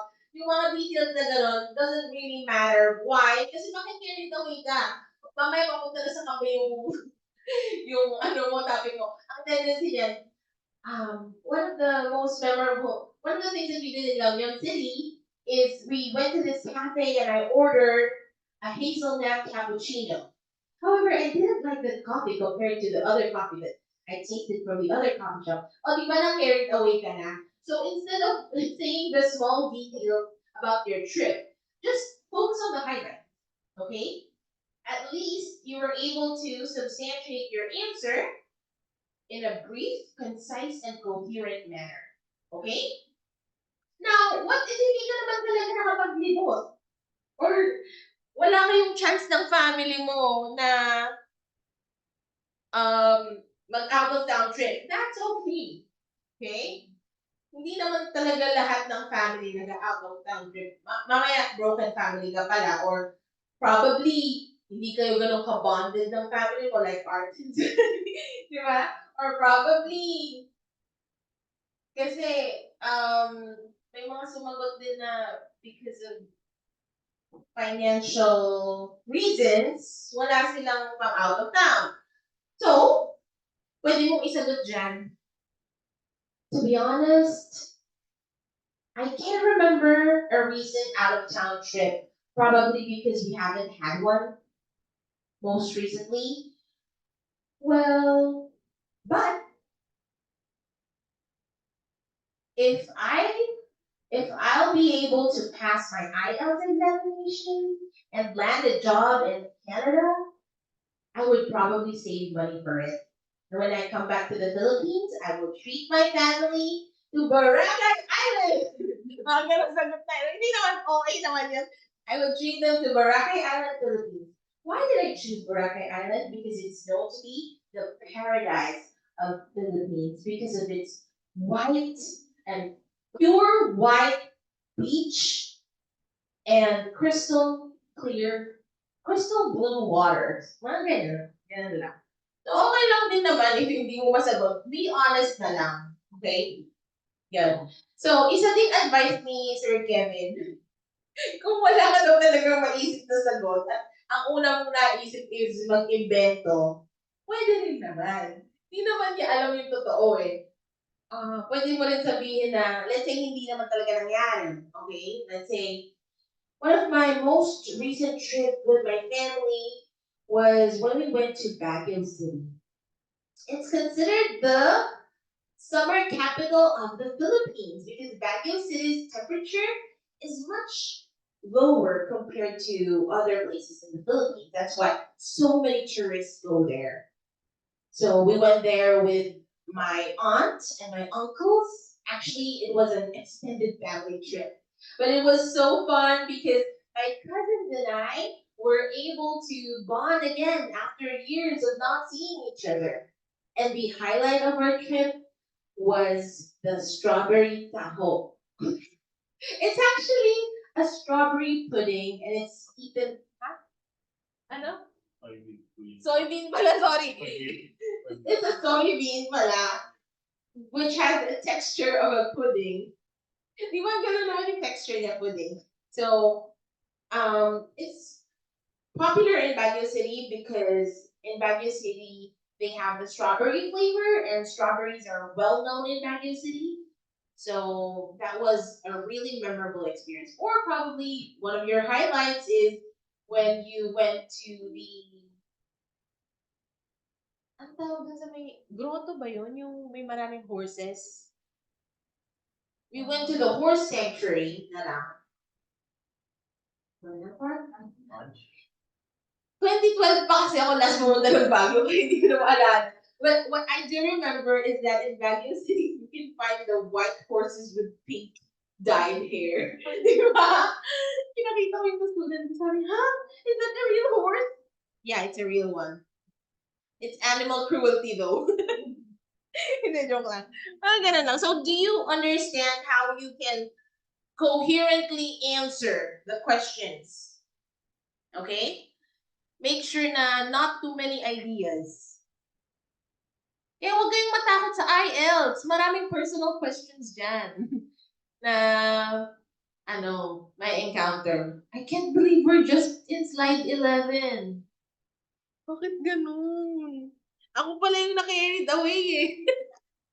Alright, so another set of questions that you will be encountering is intellectual answers. Okay, pass na tayo dito sa slide na to. Joke lang. Intellectual answers. Ideas coming from information learned from audio-visual resources such as news, YouTube videos, Newspapers, books, magazines, and others. Radio, TV, or the internet. Okay. Kailangan bang maging updated? Pansamantala. To be honest, I'm not the kind of person who is updated with political news and world news. Although I know the general news, it's just that I'm not into it. I would rather um, extract my creative juices. Kasi I'm more on a creative person. So I'm not really updated with those kinds of information. Pero if that's the case, gawin mo muna in preparation for the IELTS exam. Kasi baka lang naman, tanungin ka, what are the benefits of nuclear power? Kagaya nung tanong kanina, talagang galing dun yun sa listahan na I didn't invent that. Or may mga tanong din doon like, what do you think are the qualities of a manager? Or what do you think are the qualities of a businessman? Eh, wala kang alam sa business. How will you be able to answer that? So, prepare. Basahin niyo yung mga tanong, tapos prepare for everything. Just kidding. That's gonna be so hard though. Intellectual answers. Intellectual questions require intellectual answers. Now, if you cannot answer it in the most intellectual way you can or possible, itakal mo na lang yung pinaka alam mo about it. Pero don't push too hard. Let's say the topic is about business. You can talk about a friend of yours who's a business owner. Diba? And then describe what the person does. It IELTS examination or the IELTS speaking test is not a test of your expertise when it comes to knowledge, but it's a test of how you can effectively answer the question with your own with your own thoughts. Okay? So hindi kailangan accurate na ay namali ako ng impormasyon. Pwede namang kung ano lang talaga yung alam mo. Okay? Don't pretend like you know something so well tapos mamaya it ends up to be wrong. So just whatever you know. Kung basic lang yung alam mo about that certain topic, then just talk about that. Alright? So now, what are the types of speeches that you will be encountering in the test? Memorized, extemporaneous, and impromptu. So part 1, memorized. Bakit ko sinabing memorize sa part 1? Because it will be requiring you to answer questions such as your name. Siguro naman memorize yung name niyo, di ba? Your name, your address, where you live, your hometown, your work experiences, your educational background, and yung mga memorize na. And it's okay to memorize sa part 1 only. Pero basically, ayaw ng examiner, ayaw ng mga examiner na memorize ang sagot. Okay? They want you to sound natural.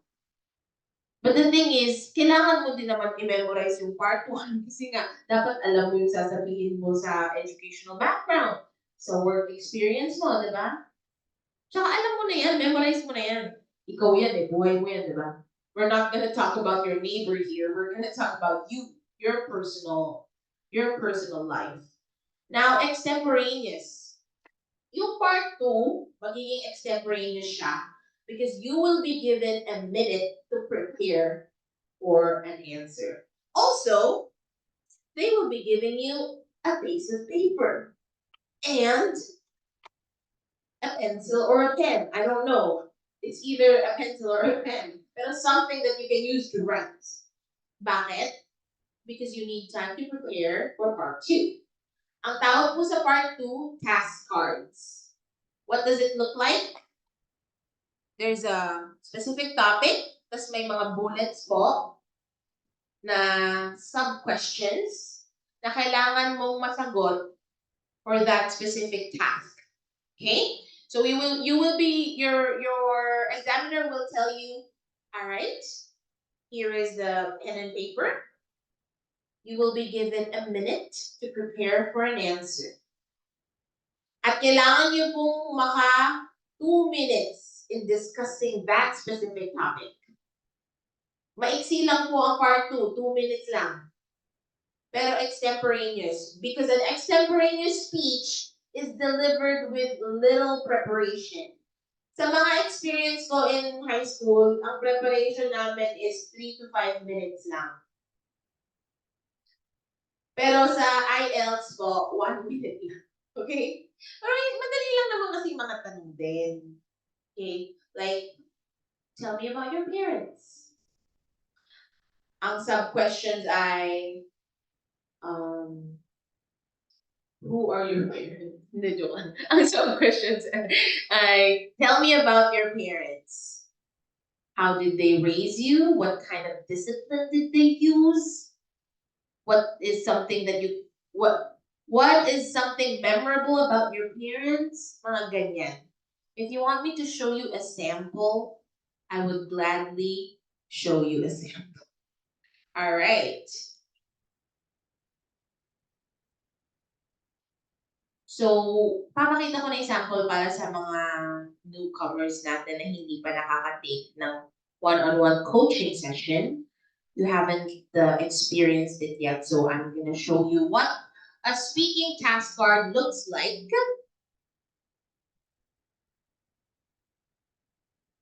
I'm offline? What do you mean I'm offline? Sabi sa computer ko, offline daw ako. So, are we experiencing intermittent connection right now?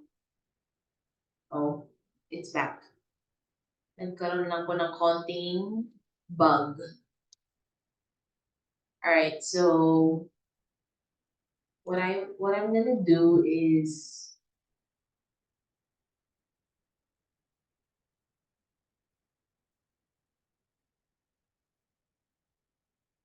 nakikita po ba yung screen ko ngayon?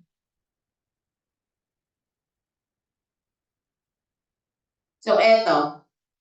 Okay lang po yun kasi hindi naman talaga ako lumipat ng slide. Alright, so here is the sample of the task card. This is easy level. Oh, you can see it? What do I click ba? Control Alt 6.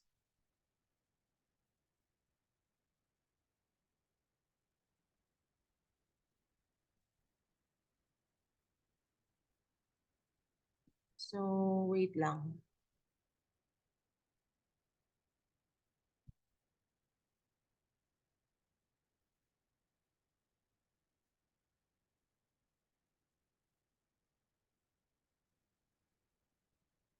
You can't see anything, right?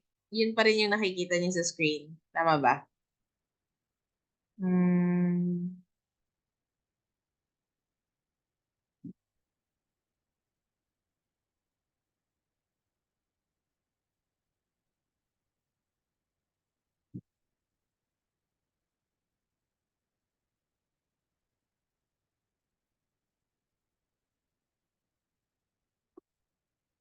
Ayan.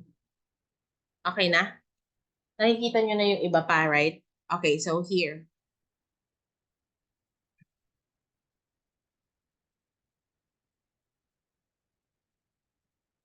So, ito po yung sample ng task card.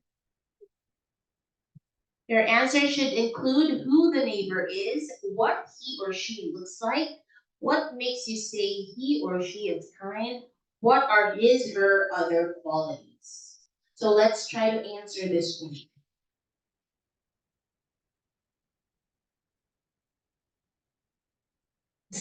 Paano ba sasagot? Okay. So, kind neighbor. Eh, wala po kaming kind neighbor. Ang sasama po ng ugali nilang lahat. Nagsisiga sila pag may sampay kami. Tama ba?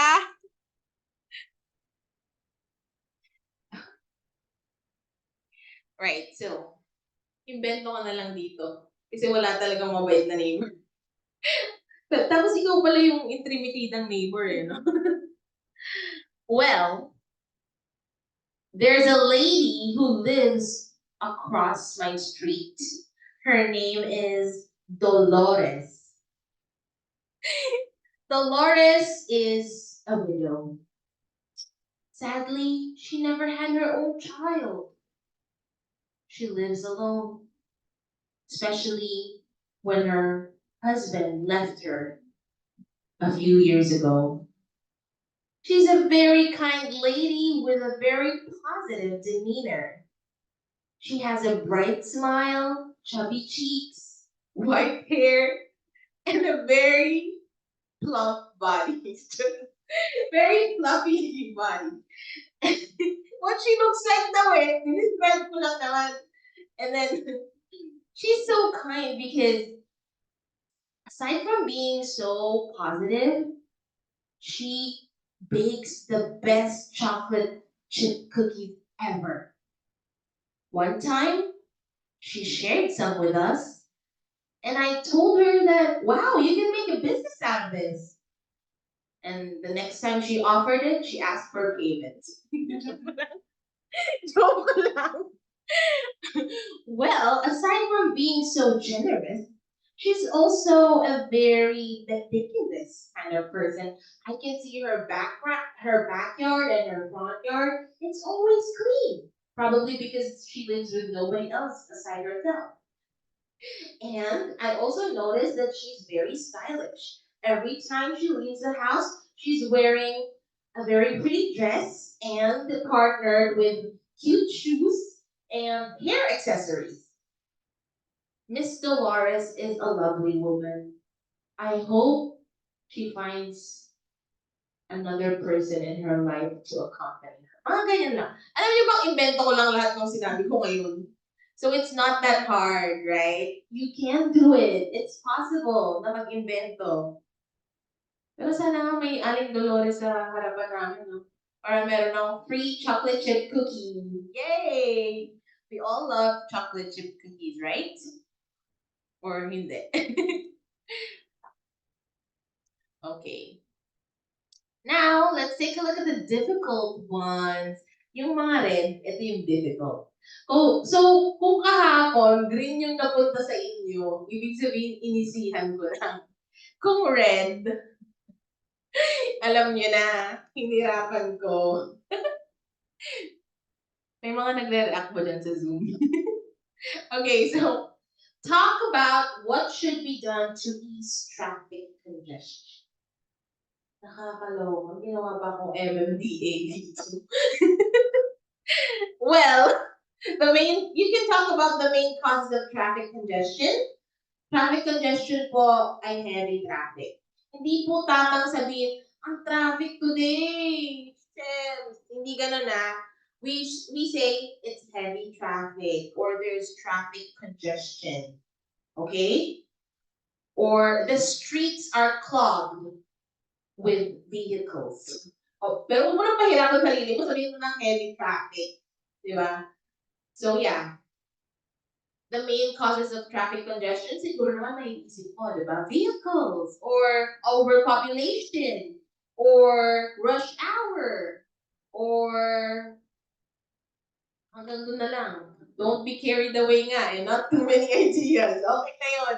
And then, what are the possible solutions to those problems? O, di ba? May cricket sound. Anyways, isa sa problema sa traffic congestion is overpopulated na kasi sa metro. So, one solution that I can think of is to provide better job opportunities in provinces so that not so that people will not be overpopulated in the metro. Ganun na yun. Huwag mo nang i-further explain kasi meron pang dalawang i-explain such as rush hour. Probably companies could adjust their office hours para hindi sabay-sabay lahat ng 8 a.m., 9 a.m. Kasi sa naranasan ko sa Manila, nakakaloka talaga. Pumasok ako, nagkanda-late ako. Tumakbo-takbo pa ako sa MRT, LRT, ganyan. Eh, ang hirap-hirap pa naman. Kasi, di ba, aakyat ka ng hagdan, ganyan. Hindi naman pwedeng elevator kasi hindi ka man senior. Magpapanggap pa akong buntis. I'm pregnant. Minsan, kapag wala nang kasya dun sa may, di ba kasi may pregnancy area tuloy. Ano yun yung priority area, priority lane? No, no, no. Yung, di ba pinakaharap ng train, priority section, yung mga buntis, at saka, sabi ba naman ganun nung pinsan ko, uy, tara na, magpanggap ka na. I was like, this is so insulting though. But anyway, sobrang hirap nga talaga sa metro, right? So you also have to answer all the bullets. Huwag niyo pong kakalimutan yung lahat ng bullets. The reason why they're here is because there ought to be answered. Hindi mo siya para i-ignore. Don't miss out. Because definitely, mag-miss out ka lang ng isang bullet, that's actually point deduction. Point or points, I don't know. But there's deduction.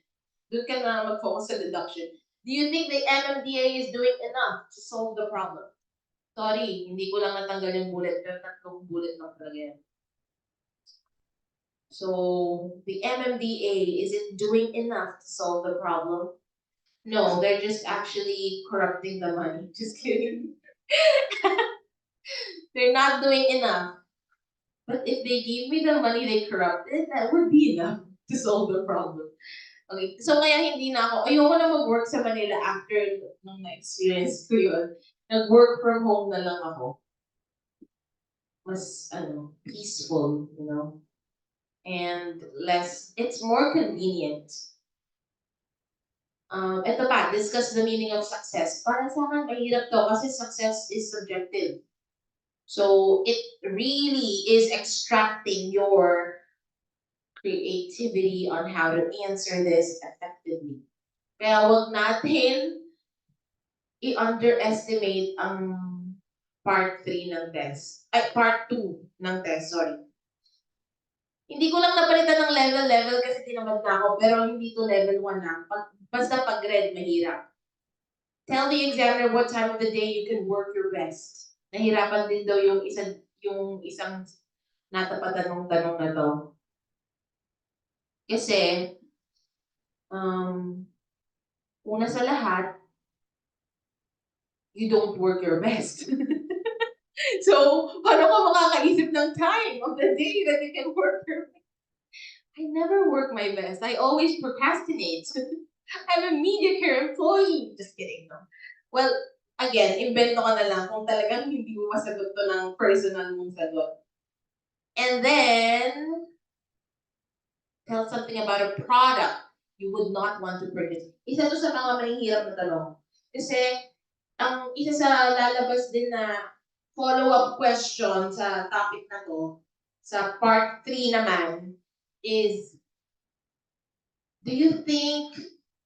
why do you think companies hire celebrities to create content and ads for their products? Mga ganyang tanong.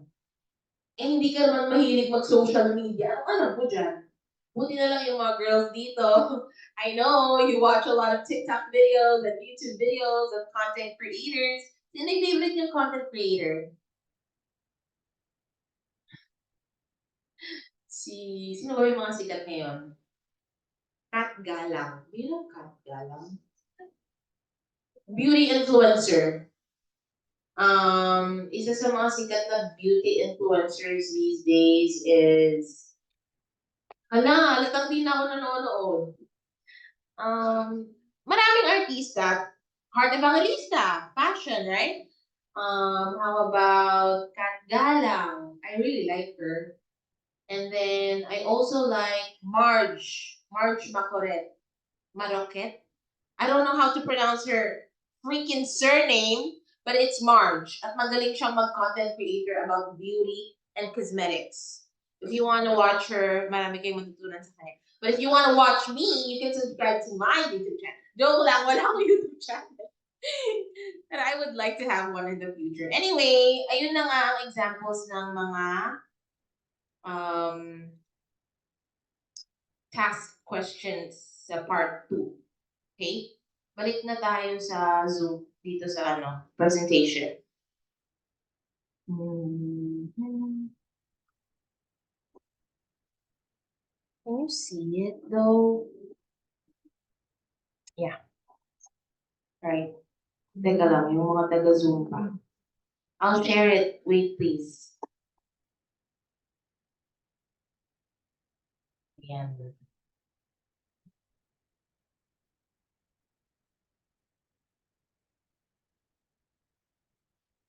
So, what time is it?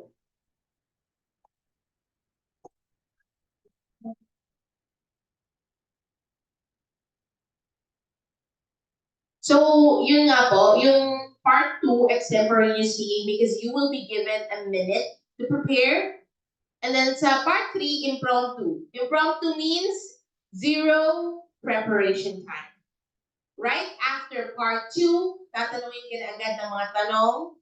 Sa part 3, you are not going to be given any preparation time, on the spot, answer it the best possible way you can. Okay, so those are the 3 types of speeches that you need to know what will happen in each part.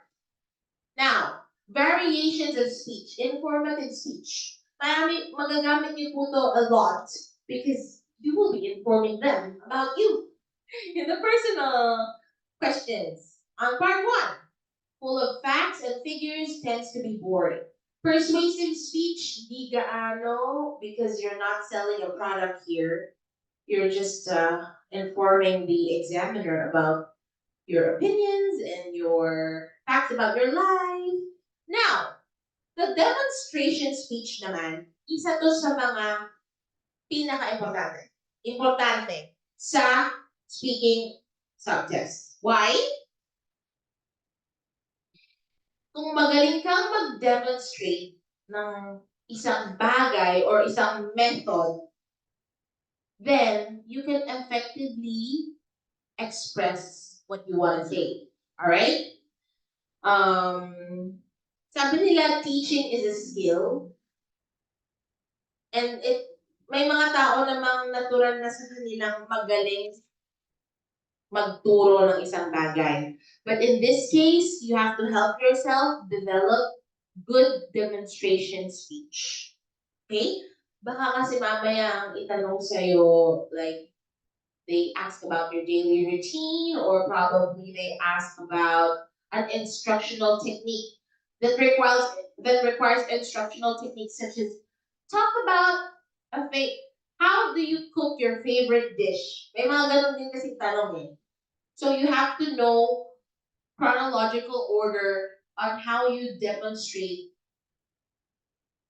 the procedure of how you cook a specific meal. All right? Okay.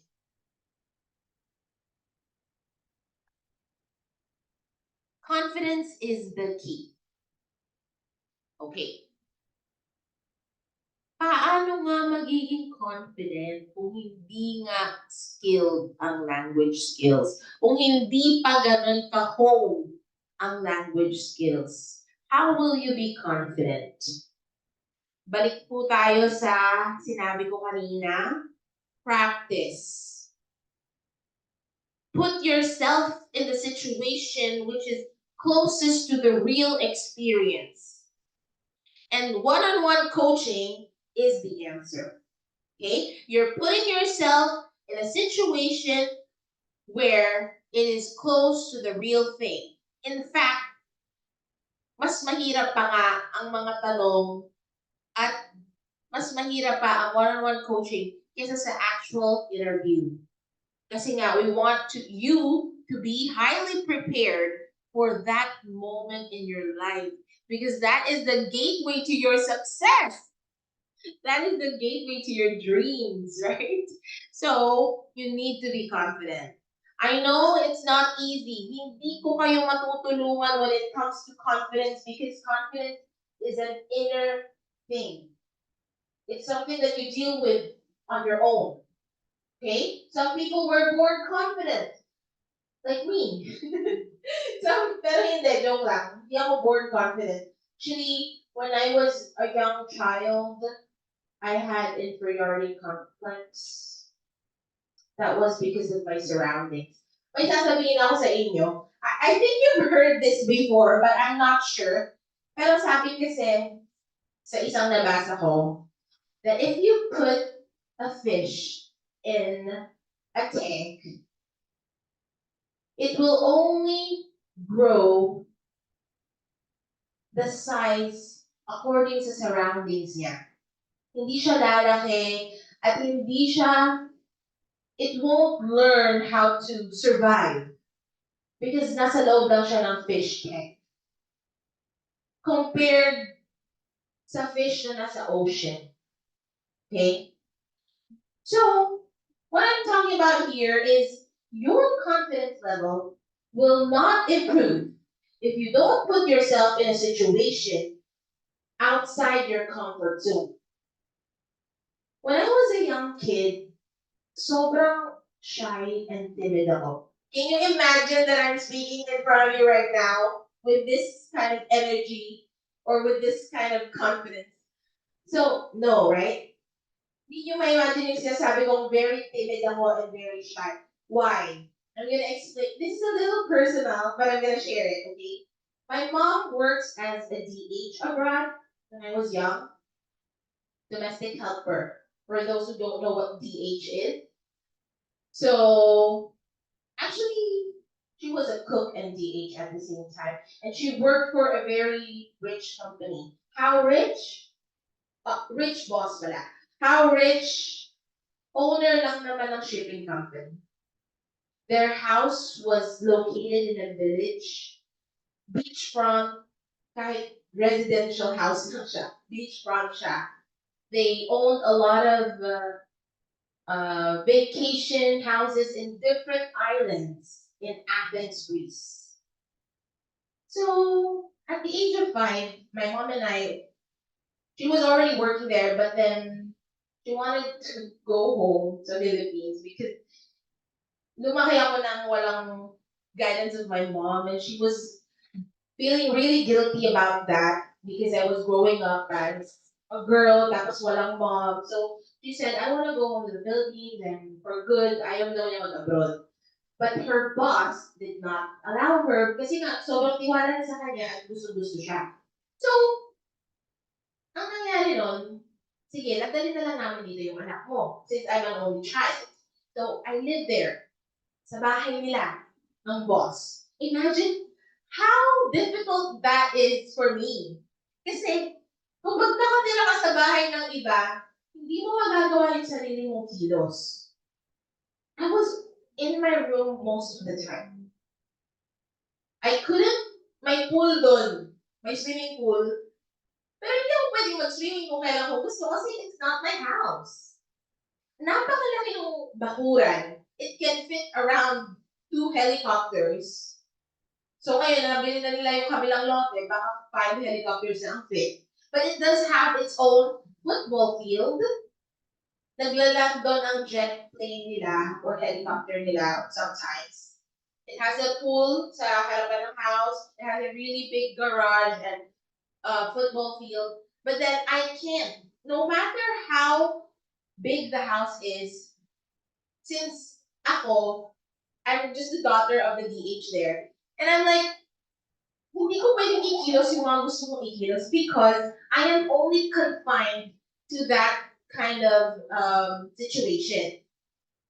Yeah, I really had a lot of inferiority complex. Tapos, pag lumalabas pa ng bahay, I get discriminated by locals there. So they're like, oh my gosh, your hair is black. Or, are you Asian? Because your eyes are like that. And they question a lot of things about me. It affected me, it traumatized me mentally. Hindi ko nagigets na trauma pala yun before eh. Yun yung dahilan kung bakit pala napakamahiyain ko. I couldn't even speak in front of the class or I didn't have really good social skills. But, nung umuwi ako dito sa Philippines, that's when everything else changed. Kasi, nandito ka sa hometown mo eh. And people here, they look normal. They look just like you. You look Asian, right? So, this is an avenue wherein I gain my confidence. And I feel like, bawat tao may turning point sa buhay. Wherein, it changes you. Okay? So, baka dati, you're really shy or not outspoken, but there are situations in your life or avenues in your life that can help you boost that confidence. If there's none, make one. Okay? Especially you highly need it in the IELTS speaking test. Sabi nga, if there are no doors, there are no windows, then find them. Okay? So confidence is key. Kasi, you need to be able to show kapag wala ka kasing confidence, the way you speak, the person you're talking to will doubt you as well. Right? If hindi ka confident, very deceiving nga ang confidence eh. Kasi minsan, a person appears to be so confident, pero hindi naman pala siya ganun ka substantial. May mga ganun din naman. Pero sabi nga nila, fake it till you make it. Pwede ka namang magpanggap para lang makapasa ka sa IELTS. Diba? It's just a 10 to 15 minute time in your whole life, but it can change the whole thing. It can change the whole path if you succeed on that test. So, make sure that you know what you're talking about. Kaya naman, if you don't know, if you're not sure that you can explain a specific subject, wag mo na lang din i-bring up. Diba? Iwasan mo na lang. As I said, avoid Filipino words and expressions because baka hindi mo mapanindigan ang pag-explain. Because in IELTS, you don't just answer a question. You expound your thoughts, you explain, you give reasons, you give examples so that it can fully create a coherent speech. Okay? So confidence is key. And the only way for you to be confident is to be familiarized with the test, is to be exposed to the one-on-one coaching. So,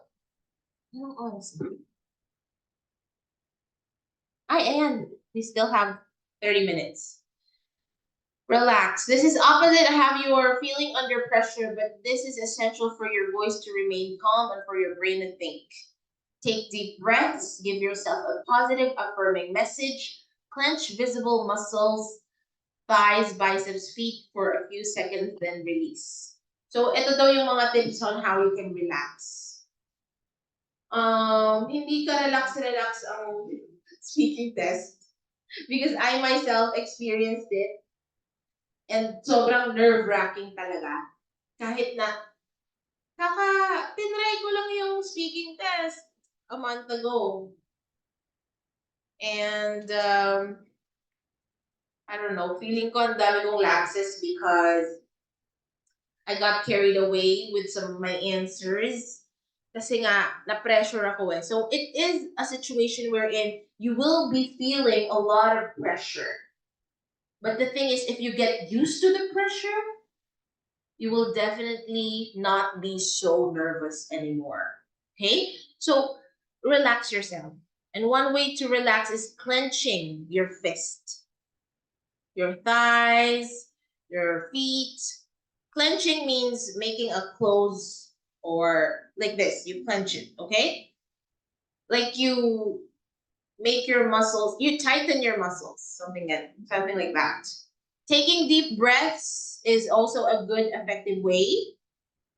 And of course, allow yourself to think. Kasi kapag hindi ka relax, baka ma-mental block ka rin. Okay? So, relax. Huwag ka masyadong ma-intimidate sa kausap mo. So, I think one of the things that coaches should also consider is to learn how to be intimidating. Pero na-intimidate ba kayo sa akin kapag ka nag-one-on-one? Intimidating ba? I feel like I'm not. I feel like I'm not intimidating. Ha? Because? Oo nga, blank face siya, di ba? Blank face siya. Yung eye contact, oo. Grabe yun mag-eye contact. O, kayo na, next week. Siya si Sir Kevin na. Yung mga nandito sa Zoom, yung iba dito na encounter nyo na si Sir Kevin eh. Pero yung iba hindi pa. So, good luck! Kasi nag-message pa lang siya sa akin. I'm here in tab na. Sabi niyang ganon. I was like, okay. Dapat pala, ikaw na nag-lecture today eh. Nasa cab ka na pala eh.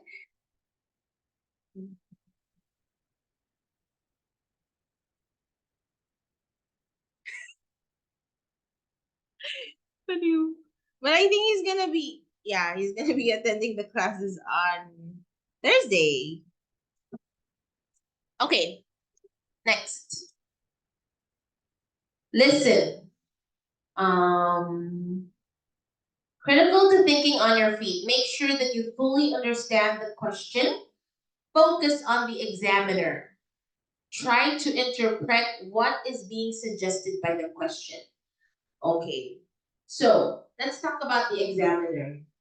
What are the possible accents that the examiner is going to have?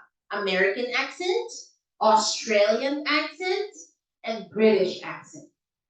So you have to train yourself listening to those different kinds of accents. Pinakamahirap po yung Australian. But there are lots of sources on the internet. Yung mga YouTubers na may American or Australian, British accent, you can watch their vlogs para ma-familiarize po kayo. Or on Netflix, you can watch Bridgerton. Napanood niyo po ba yung Bridgerton? It's really nice, right? And I think they're gonna have another sequel this year, right? Excited ako dun sa sequel na yun. May nag-uusap na lang about Bridgerton. Because that sequel is actually about the... Akala ko nga siya si ano eh, siya yung narrator. Di ba yung friend niyang chubby? Siya ba talaga? Ano? O di ba hindi ako nakafocus sa pinapanood. But I thought parang trick lang na siya si Lady. Lady ano? Whistle Down, right? Yeah, Lady Whistle Down. And then it's so intriguing, the fourth sequel, because we're gonna talk about Lady Whistle Down. Meaning she's the one who created all that, right? Wala lang. Ang cute lang kasi parang friend zone siya dun eh. Okay, enough of that. Well, anyway, you can watch Bridgerton if you want to get used to the British accent. Or sa mga lalaki, kung ayaw nyo naman talaga ng mga ganong series, there are other available series on Netflix or anywhere. Kung saan man kayo nanonood. Probably you can just type, what are the movies or series with Australian accent or British accent? So, nakafocus ka lang dapat kay examiner para naririnig mo rin yung mga tanong niya. Alright? Tip. Remember that a person is asking a question because he or she is interested. Some interest is positive, they simply want to know more, or negative, they want to see you squirm. Either way, they are interested in what you have to say. It's a privilege and pleasure not to disappoint them. Okay, kailangan daw, you don't just hear the question, but you are also good at interpreting what is being suggested by the question. Okay? So,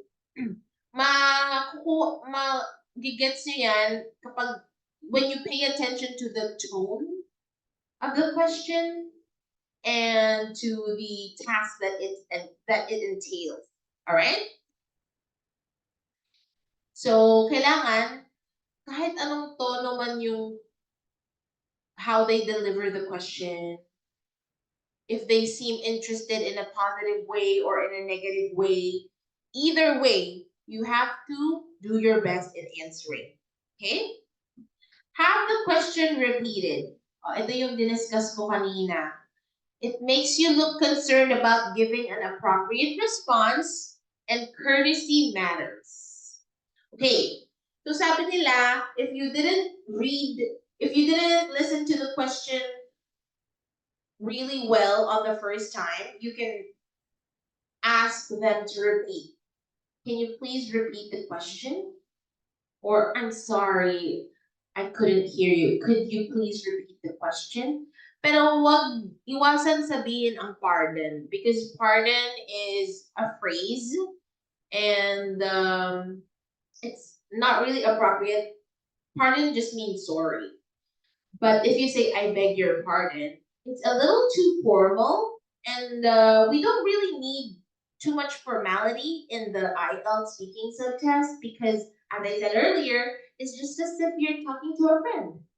Okay?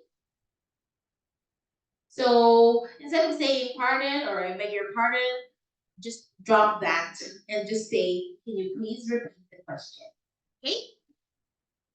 Ilang beses pwedeng sabihin yon? Only. Parang rice sa mga inasal. I'm hungry. Obvious ba? 11:46, okay. Use stall tactics.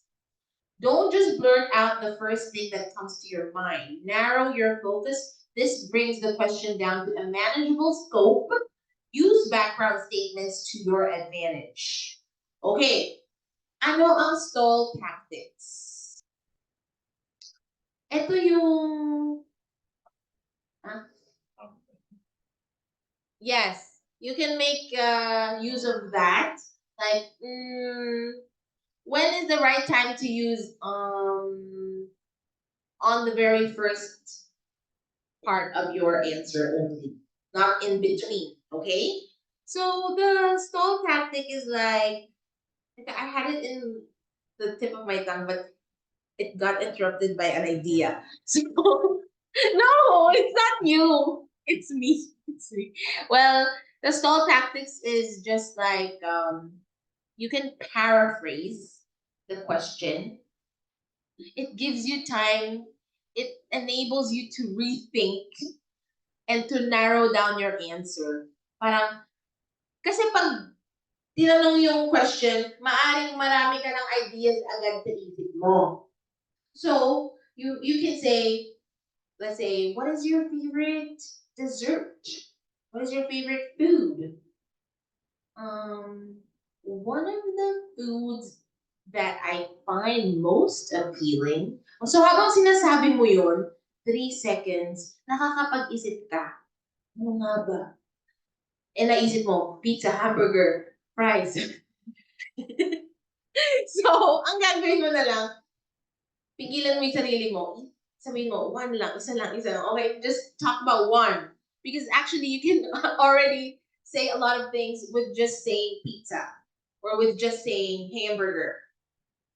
One of the food that I find most appealing is definitely a hamburger. I believe everyone is excited to eat a hamburger, whether you're a young kid, an adult, or a senior. Ganyan, okay? Wait a minute. May ninote ako.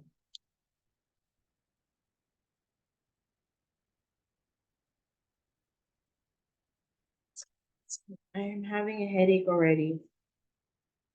Because I'm hungry. Okay, so naintindihan niyo po ba yung stall tactics? Yes, okay. Stick to one. Ayan, hindi lang po to applicable sa love life.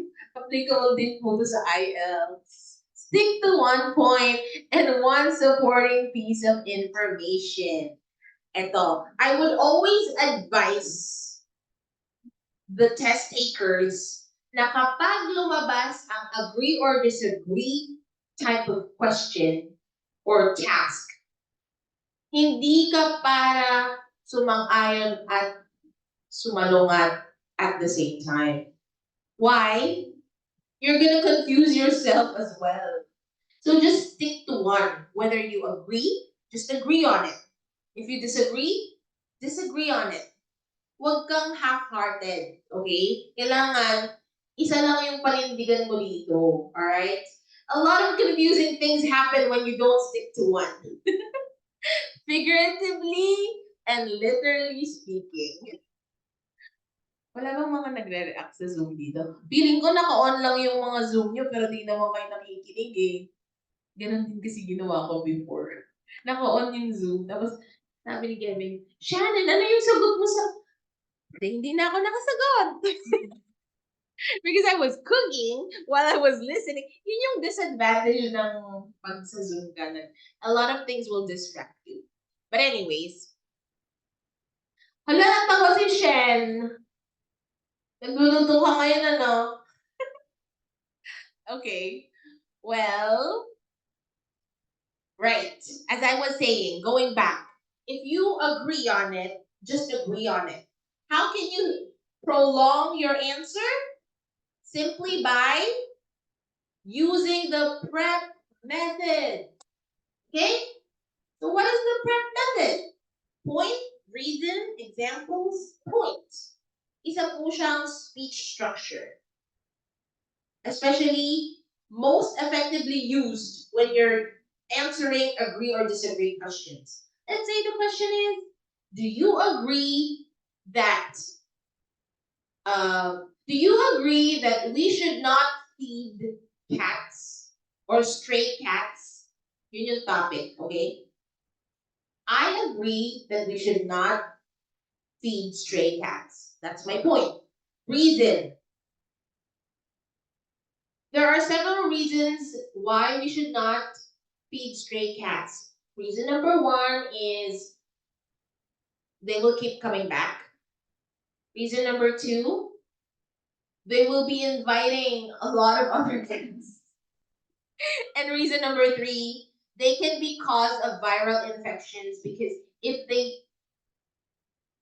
they scatter in the neighborhood, we don't know where those stray cats come from. So probably they're carrying a disease. And it can scatter in the neighborhood. Mga ganon. Pero wait lang, meron talaga akong pinrepare na sagot dito sa ano eh, sa prep method. Yun na nga lang kasi nahihirap. Alright, so here.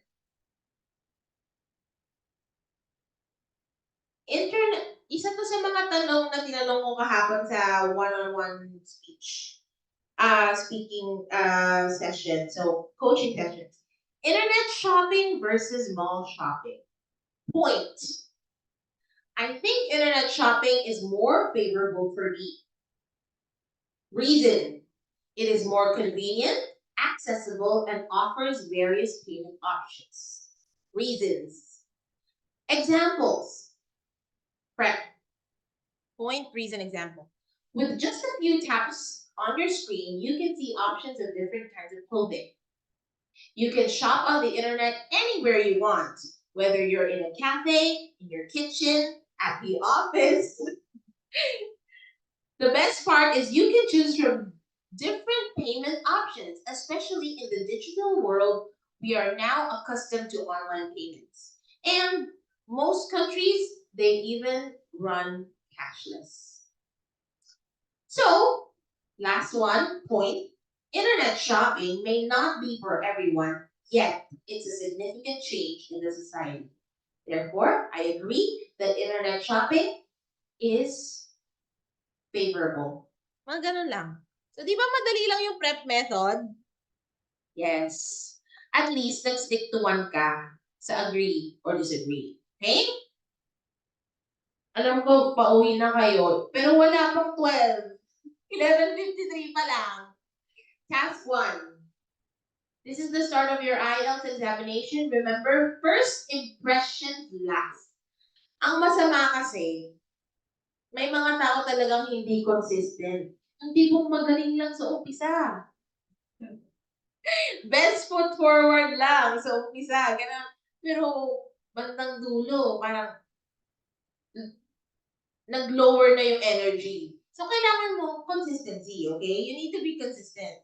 Kung mataas energy mo sa task 1, more on task 2, and even more on task 3, kahit na sobrang hirap talaga ng task 3. Okay? Consistent ka dapat sa energy level mo, hindi yung sa umpisa ka lang magaling. Because that's not good. I mean, I would hate that. Anyway, may mga nangyaring ganon. It's understandable because matadrag talaga yung energy mo, lalo na kung pahirap ng pahirap. Eh, yun naman talaga yung nangyayari. Easy lang yung task 1, mid-difficulty level ang task 2, and most complex yung task 3. Okay? Know what to expect. Task 1 questions will revolve around you. What is your name? Are you working or are you studying? Do you live in a house or in an apartment? Hindi na ako magbibigay ng examples muna because we don't have time. And yeah, we don't have time. That's it. Task 1 questions breakdown, likes and dislikes. Yeah, tatanungin dyan, what are your hobbies? What do you like to do with your family? What do you like to do out of town? What do you like to do with your friends? What do you like? What do you not like about your job? What do you like about your job? It also talks about past experiences, present condition, or future plans. Kaya naman, importante ang vocabulary and grammar kasi depende kung anong tinatanong niya sa'yo. Kung past experience ba, syempre, use the past tense. Kung present condition, use the present tense. Kung future plans naman, use the future tense of the verb. Okay? And it also tackles your hobbies and interests. Coherence, practice clear delivery. Don't worry, nasa handouts naman to na ipopost ko later tonight. Today. Not tonight. Alright? Pagka-uwi ko, gagawin ko. Okay, I will post the replay video and I will also be sending the link of the handouts. Know the following facts about yourself. Kilalanin mo daw mabuti sarili mo. Kung nawawala man sarili mo, hanapin mo muna. Punta ka muna sa Baler or sa Dingalan or saan ba pwede? Saan ba maganda? La Union. Gusto ko doon. Kasi hindi lang sarili mo mahanap mo doon. Pati afam. Joke! May marami nga talaga doon. And I love the lifestyle in La Union. I wanna live there nga eh. Probably a month. I wanna rent an apartment. Kasi work from home ako, so I can easily, remotely work both my jobs. Actually, this is my third job right now. Both my jobs are online. I have an online business and I have the online tutoring thing talaga. And then, I feel like pwede ako pumunta sa La Union, tapos dun muna ako tumira ng ilang weeks, di ba? Sino sasama? Wag na, hahanapin niya yung sarili eh. Sasama pa kayo. Name, work, resident, shopping, leisure activities, time spent on the internet. Time spent on the internet? Oh my god. I don't want to reveal that fact. Pets, favorites. Okay. Ito yung mga sample questions. Nasa handouts din naman yan. So, I'm not gonna read it all. All these questions are typically used only to start the conversation. Panimula pa lang. So, first impressions last. Galingan mo na sa umpisa pa lang. The examiner can ask 3 to 5 other different questions depending on your answers or depending on the examiner. So, may mga examiners na matanong, pero din namang hindi gaano, or depende rin yan sa isasagot mo. Kagaya ng sabi ko kanina, kung maiiksi lang sagot mo, tapos nagtaka ka, bakit 8 minutes lang tapos na, ibig sabihin na buwisit siya sa'yo kasi hindi ka sumasagot ng maayos. So, depende rin po sa inyo yun. So, kailangan bear in mind, always give examples, elaborate your answers, expound your answers. Okay? Task 2. Pinakita ko na po sa inyo kanina kung ano itsura ng task 2. You will be asked to talk about a certain topic. There will be some questions, outline questions, guide questions about the topic that you must answer. You will first be given a pencil. Oh, ayan, nasagot na yung tanong ko kanina kung pencil ba or pen. So, pencil daw, para makapagbura ka din. And then, the task card containing the questions. What to do? Since you will be given a minute to prepare for the answers, create an outline on the paper given to you. How do I organize my answers? You can use the outline questions to organize your answers. Just follow the order of the questions if you are having problems organizing your speech. Follow the flow of the speech. So, kung gusto mo naman ng sandwich method, pwede naman din yun. Intro, body, conclusion. Or yung prep method. Yung tinuro ko kanina.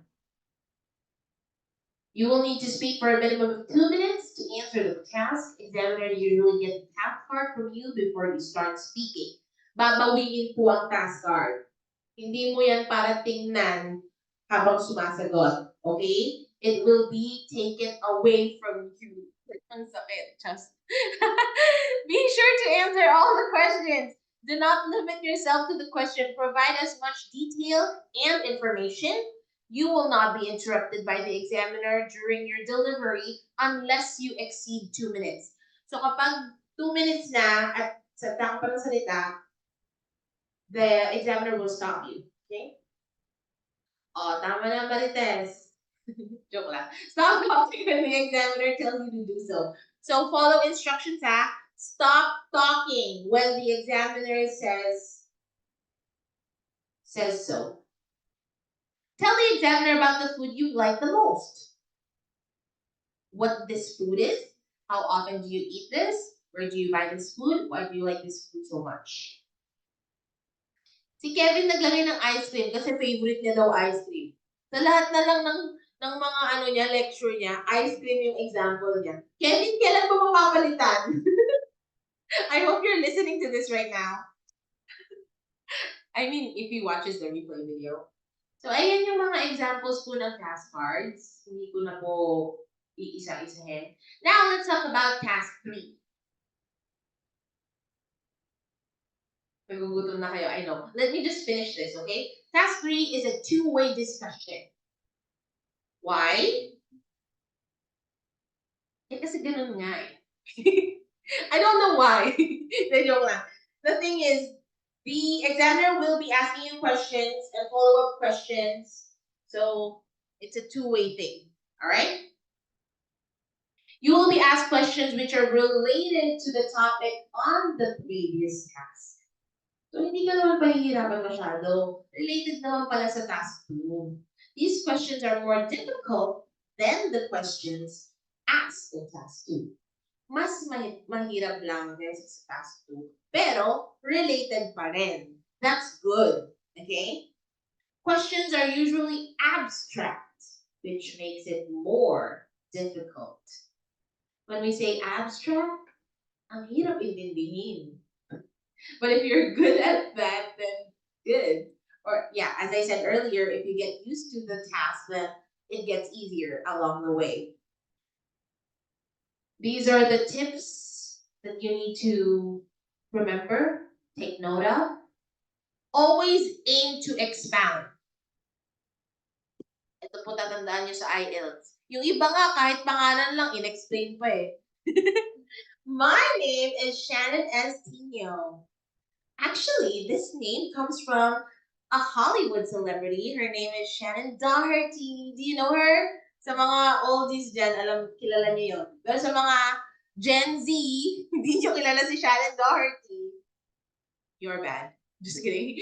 Meron siyang palabas eh, Beverly Hills and Witches. Parang tatlo silang witches. Charmed Ones. Yon, Charmed Ones. And it was really popular in the 90s. Well, I was born in the 90s.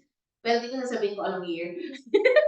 I was born in the 90s, so definitely my mom got my name from Shannen Doherty. And I like that name because here in the Philippines, it's a really unique name. So my friends easily remember my name. Did I use too many words? Did I use too many sentences? No. But did I directly and effectively answer that question? Pag sumagot kayo ng no, sige. Bababaan ko yung score ko sa speaking. Joke lang. Well, yeah, I did, right? Self-righteous. Well, yeah, the most challenging aspect of impromptu speaking is in generating and organizing your thoughts. Sometimes, when asked a question, your mind may flood with countless possible answers. Other times, you may draw a complete blank. OMG. The challenge will be greater if your topic is on a subject you know nothing about. Ang hirap talaga, no? That's why hindi na namin kayo pahihirapan. We're gonna give you the handouts already. Okay? Okay. Well, I need to end this lecture. I don't know when I'm gonna see you again, guys. I know you're gonna miss me though. I feel like it. Self-proclaimed na naman. Well, anyway, I'm not sure when I'm gonna be back, but I hope to see you guys soon. So Zoom participants, thank you so much for joining Zoom. And if you want a replay video, it will be uploaded tonight or within the day. And of course, the YouTube channel is pinopromote ko yung kay Kevin, no? Pero lecture ko to. Yeah, the lecture will be uploaded on Kevin's YouTube channel, Kevin Mangulabnan. So do subscribe to his channel. Okay? So bye! Bye, Zoom participants. I'm gonna end the call.